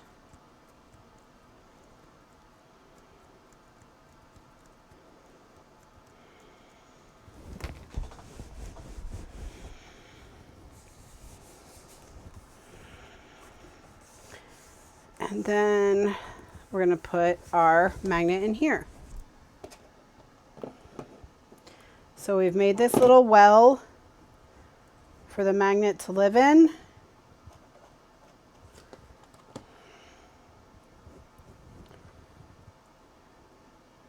Oops. Magnet might be too deep. Because the magnets are so thin, it's more like we only needed to put a hole in one layer, but that's okay. I have this little piece of chipboard, easy to fix.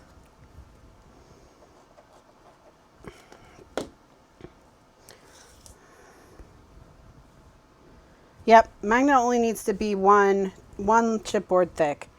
If you have really thin magnets like this, just one chipboard thickness. So we only need to cut a hole in one of them, not two of them.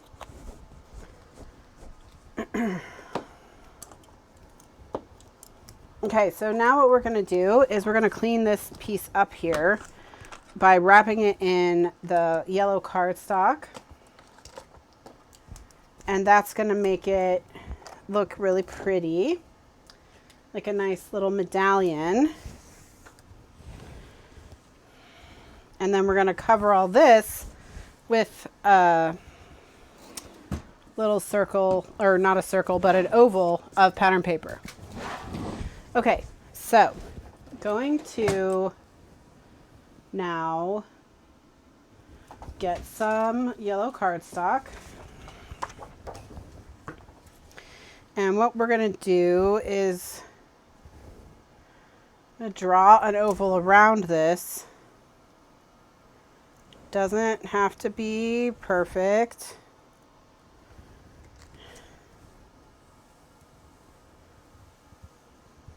Okay. And I'm going to cover it with tape.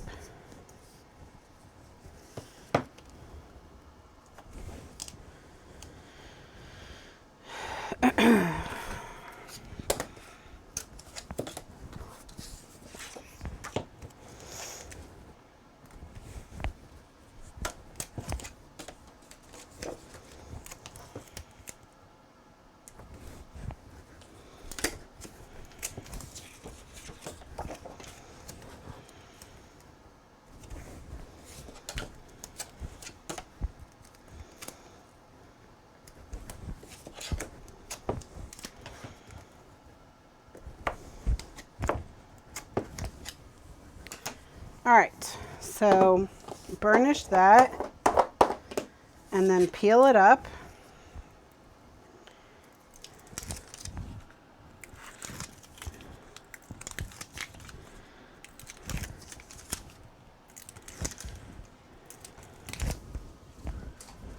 And then stick this down in the center.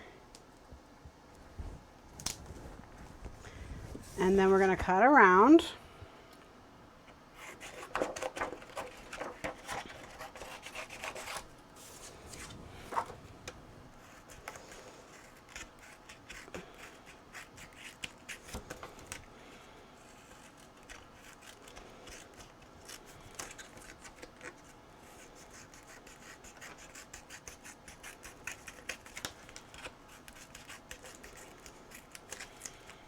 Okay.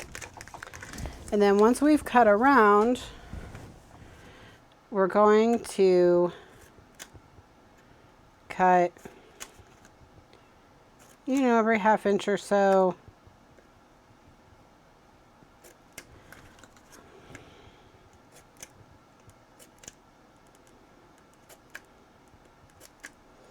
We're cutting straight in from the edge to the chipboard.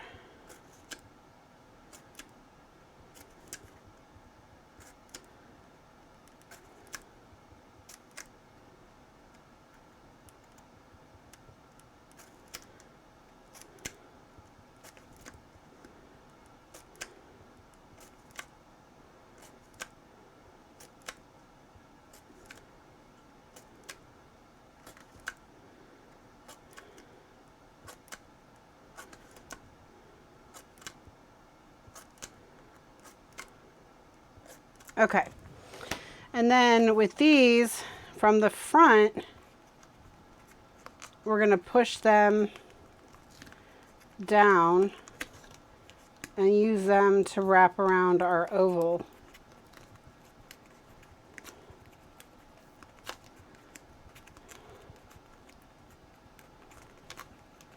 Just push them down one at a time.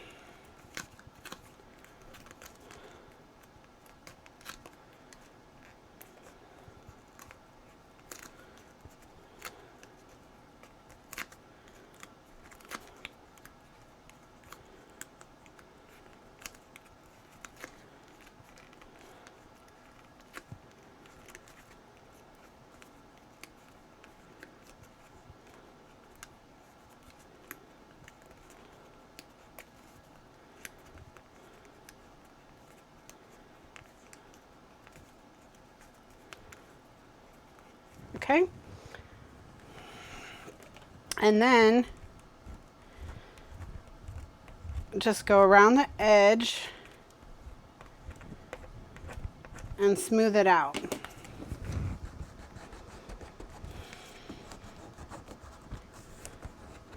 Okay. And then here you have the back. Okay, but you have this beautiful cardstock oval. It's nice and thick. It looks like chipboard. Good to go. All right, so now we pick whatever pattern paper we want to go on the back of this. Can be anything.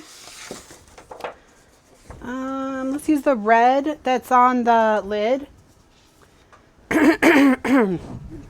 We're just going to take the same die, okay, and we're going to cut a piece of this with the same die that we already used.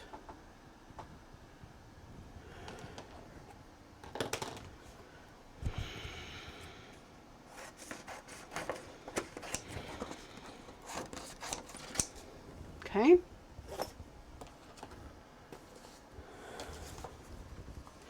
So now I'm going to cover this with tape and we're going to die cut through the tape.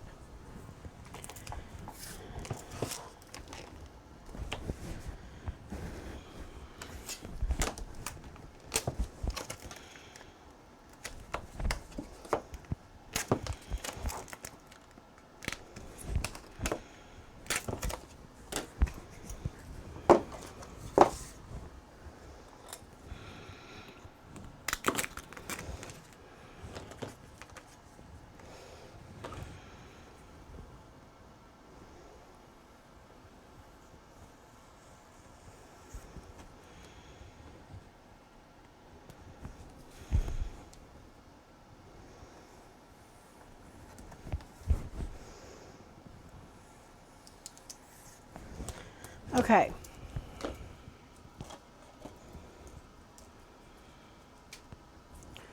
So now I'm going to get my die cut machine back and I'm going to just run this whole thing through the die cut machine.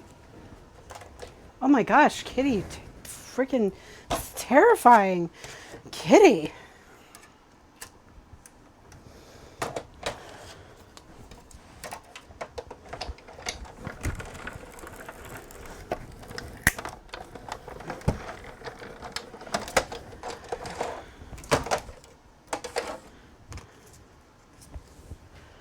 Okay.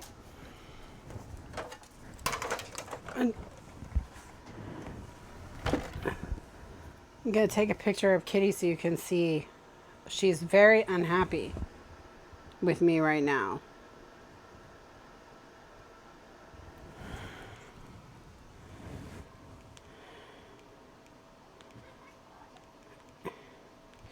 I turned around and saw this.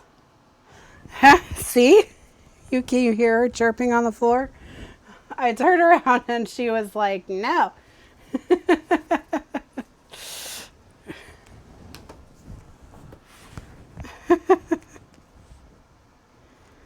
Okay. And then we just put this over that whole back and now we have this smooth, perfectly smooth piece. And now we're going to do a similar thing to the front.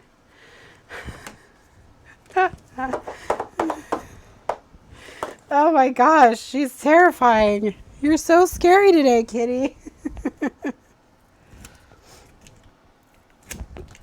And the reason we're able to use the same die cut, the same die for this piece and the chipboard pieces is because, you know, the chipboard pieces, once they're wrapped in the cardstock, they're ever so slightly bigger. You know, they're ever so slightly bigger now. So just gonna burnish this whole thing.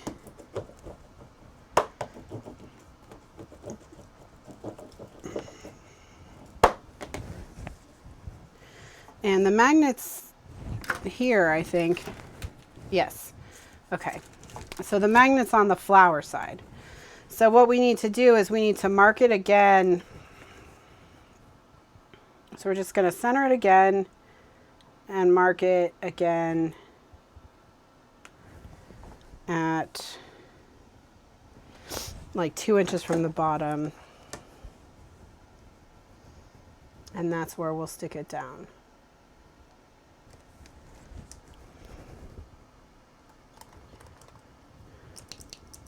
Yes, we are going to sell it. I was just working on getting permission. And I'll probably have to buy a font license, so it may not be this. It may not be this font. I may have to get them to alter it because it'll depend on whether or not I can get a commercial license for the font.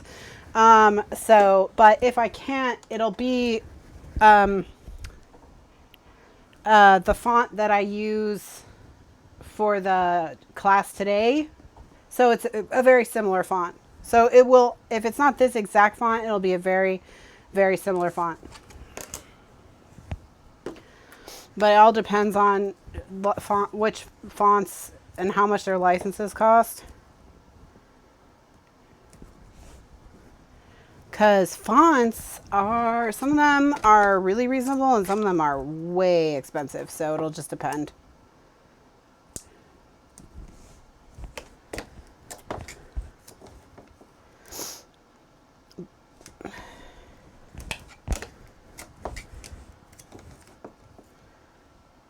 All right, so now just covering the top with tape. It depends. Like, for example, if a font is free, like if it's a free for non-commercial use font, those ones can be hard to get commercial licenses for because you have to track down the font designer and talk to them. And then you have to negotiate with them. So like a lot of times it's easier if you just start with a commercial font, and then there's like whole websites for commercial fonts where you can just say, okay, I want to know like licenses. I want this kind of a font. I want a license for this kind of commercial use. I want it to cost less than this. Or between this and this, and then you can see all the fonts they have, and then you have to go through all of them and figure out which ones you want. So, and then you have to buy the licenses from those websites. So oftentimes it can be harder if like the font you use is a quote unquote free font, like from a free font website. Those can be harder to track down. Like I found out when we made this stamp, because the font used for favorite was a free font, free for personal use, and I had to like literally email the guy in Finland and be like, hello, I would like to turn your font into a stamp. You know, this is what I'm talking about. Is that something you're interested in selling a license for, whatever? And you know, you can like say like you could hope that you could use a free font and hope that you never got caught. But the problem is if you do get caught, that costs money, you know, like then they can, you can, if they're really mad at you, this happens with people who use like say the, you know, the Rat Palace, people who use imagery from the Rat Palace without permission, without buying licenses, because those licenses are like $5 bajillion. They can, you know, where Mickey and Donald live in Orlando, the Rat Kingdom. They will come after you and they will make you pull all the product off the shelves, and they will make you reclaim the product from the people you've sold it to. So you have to make a good faith effort to get the product back from the people you've sold it from, which could, you know, that there are companies that have been put out of business by that. Put out of business. So like you have to be really careful. You have to be really careful. So that's why I don't mess around with I don't mess around with anyone, because like you just, first of all, it's not cool, you know, because people work hard to make these things, but also like the consequences can be really intense. So it's not worth even trying to like toe the line. Okay. So now I'm going to use that line I drew to line this up on my piece. And I'm going to put it like this so I can burnish from this side and put as much pressure as I can. And if I've done it right, yep, it now is closed. Ta-da! Okay, so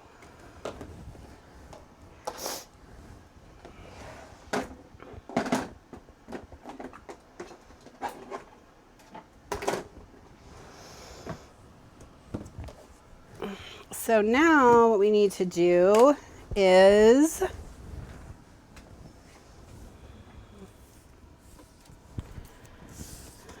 we need to pick a backdrop paper to build our little scene on, and then we're going to use, like I've got stickers in here.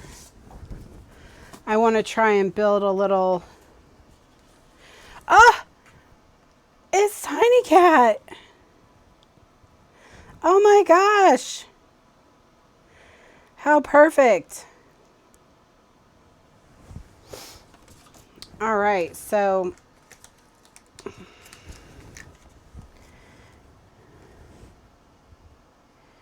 yeah, we want to kind of build a little, like make a little scene. See, we've got these little books here. Tiny Cat can be sitting next to the books.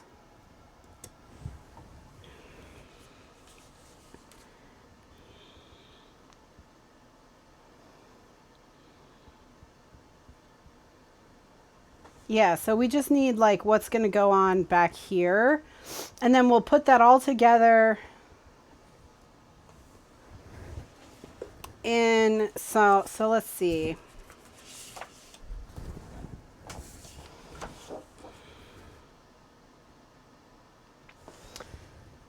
I mean, we could use the corner of this because it's a nice little sky looking thing. So what I'm going to do is I'm going to trace the outline .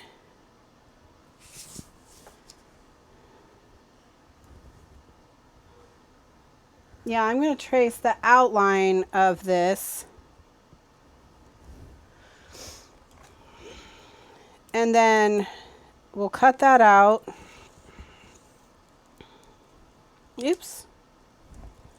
And then we'll build our little scene on this oval, and then we'll run it through the die cutter, and that'll cut it all to be the same size as our oval. So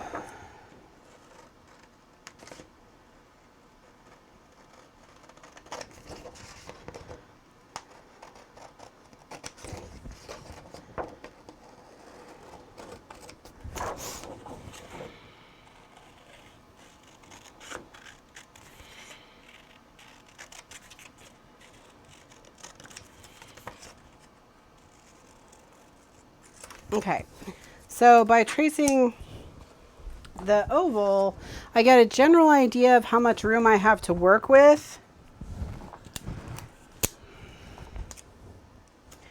And just because these are going to be on a piece that's going to be handled, I'm going to glue them all down even though they have their own sticky back.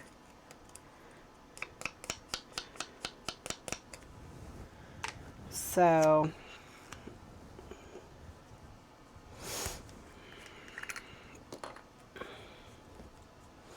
Oh my gosh.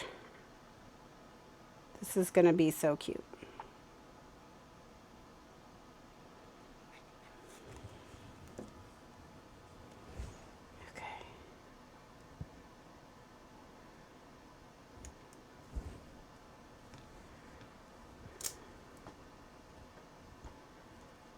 Okay, so then Tiny Cat's gonna go there. All right, where are the rest of the stickers? Here they are.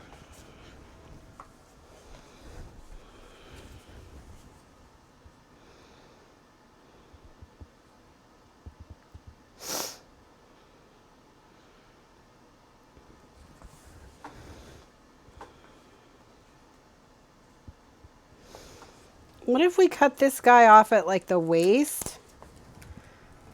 So it looked like he was... Oh. Oh no.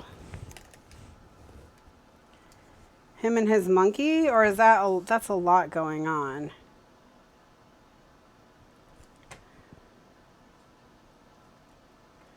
We'd have to cut him off a lot, so I think no. I chose glossy accents because the sticky tape that's on it makes it a bit of a non-porous surface.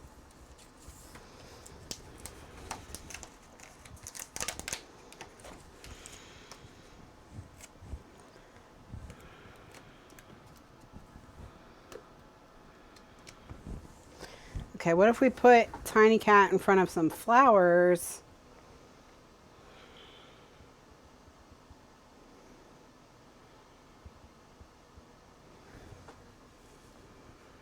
Story time.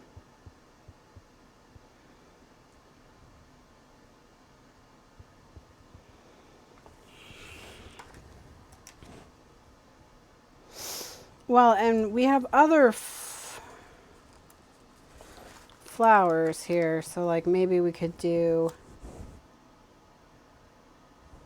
Cut the story time out of the cow.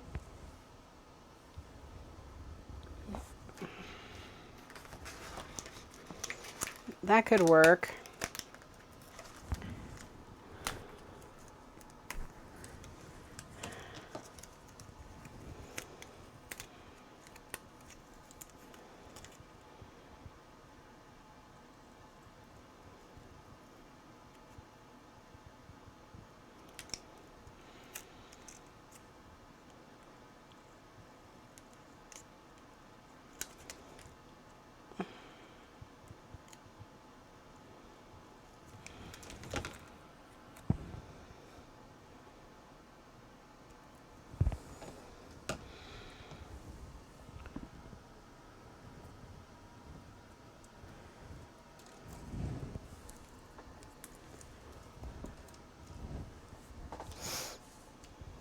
That actually looks okay. I don't know if that's where it should go. Maybe if we put it like it's you know, hanging on the wall or something.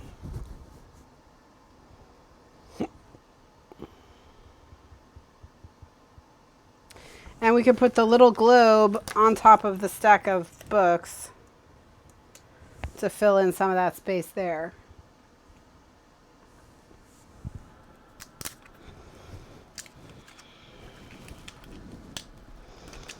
Oof. Man, I did not need to add more sticky to these stickers. They are intensely sticky.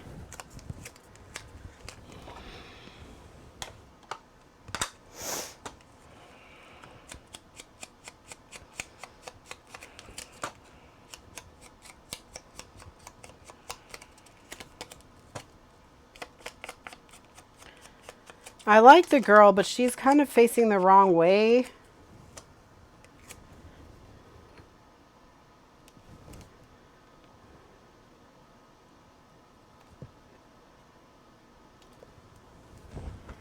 Okay. Yeah, if the girl was flipped around, she would be great. But as it is, I think she's facing the wrong way.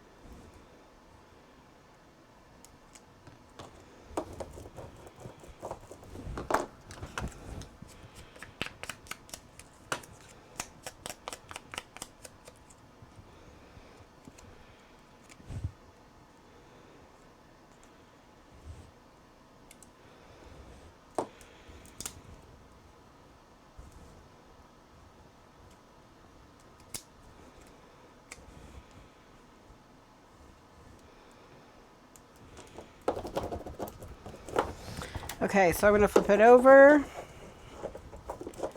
and go through the whole thing. And then what we're going to do is we're just going to stick it all back together like this and run it through the die cut machine. And then that's going to clean it all up, and so it's all one like little perfect oval.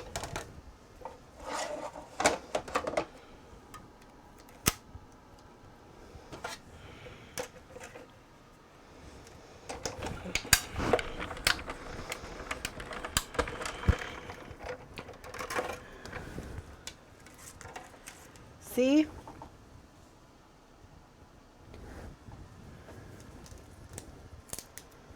Isn't that nice?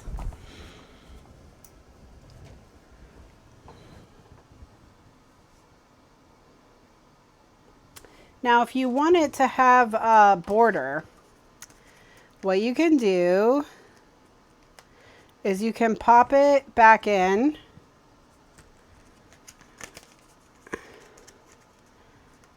to your die, okay?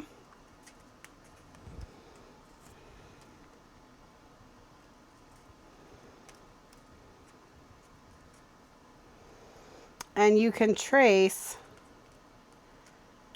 the inside edge of the die, and that'll give it, you know, a little bit of an oval. Oof. But that's only, you know, you don't have to do that. That's up to you. Hold on a second. Let me put this die cut machine away because I don't need it anymore.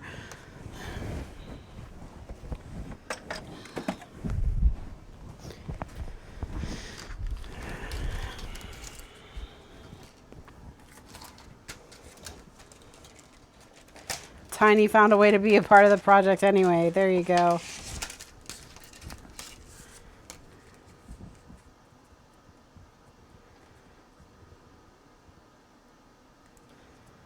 All right, so you can also trace the outside of the slightly smaller die.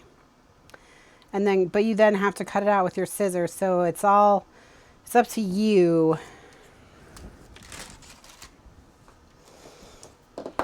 I'll do it. Why not? That way we'll have a little yellow border.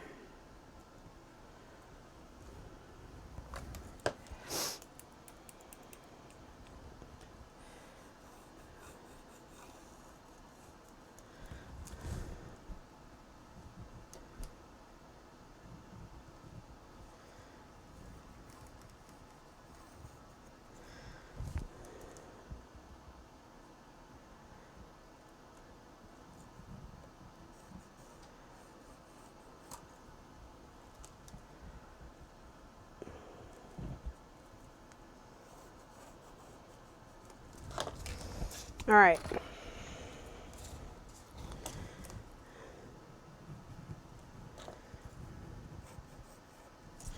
So now that I've got this all, don't cut the kitty. I'm not going to cut the kitty. I've got enough room to not cut the kitty.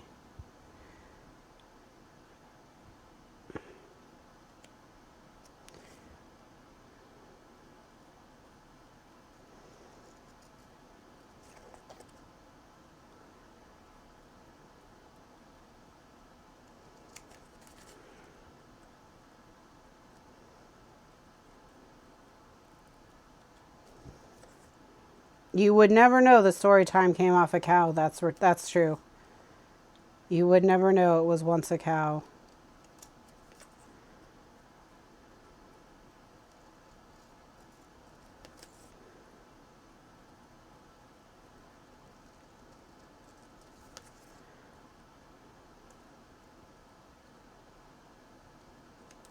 All right. So now I'm just going to go around the edges of the whole thing with ink so it looks like one piece. I didn't use the die cut machine because I wanted it to be a little narrower than what the die could do. The die was going to give me a 1/4 inch all the way around, and I wanted an 1/8 of an inch all the way around. But you could absolutely use the die if you want.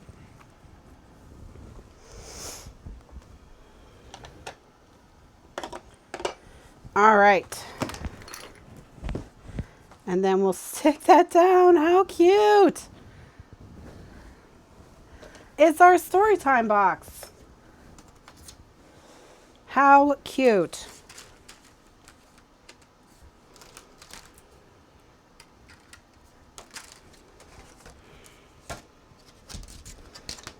Thank you, May. Oh, my voice is like just hanging in there.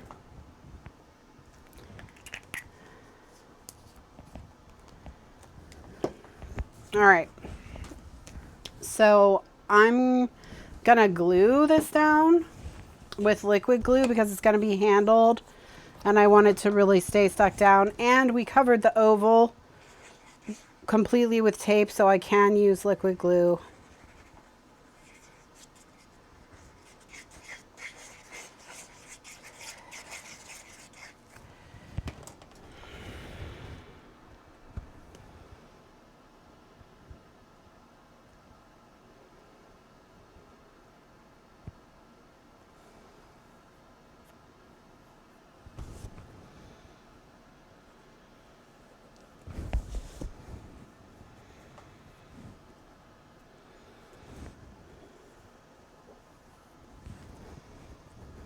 How cute.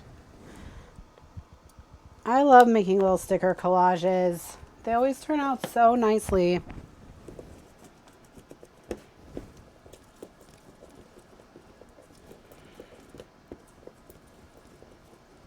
Okay. How great. All right, so we have got our storytime box now. So let's just go over really quickly what we did today. Was we covered the sides with pattern paper from our collection, and this collection is, and the lid as well. The bottom is just plain cardstock. This collection is Public Library by October Afternoon. We made the magnetic closure when it's open. That's what you see. Beautiful. And then inside, we'll put our inserts.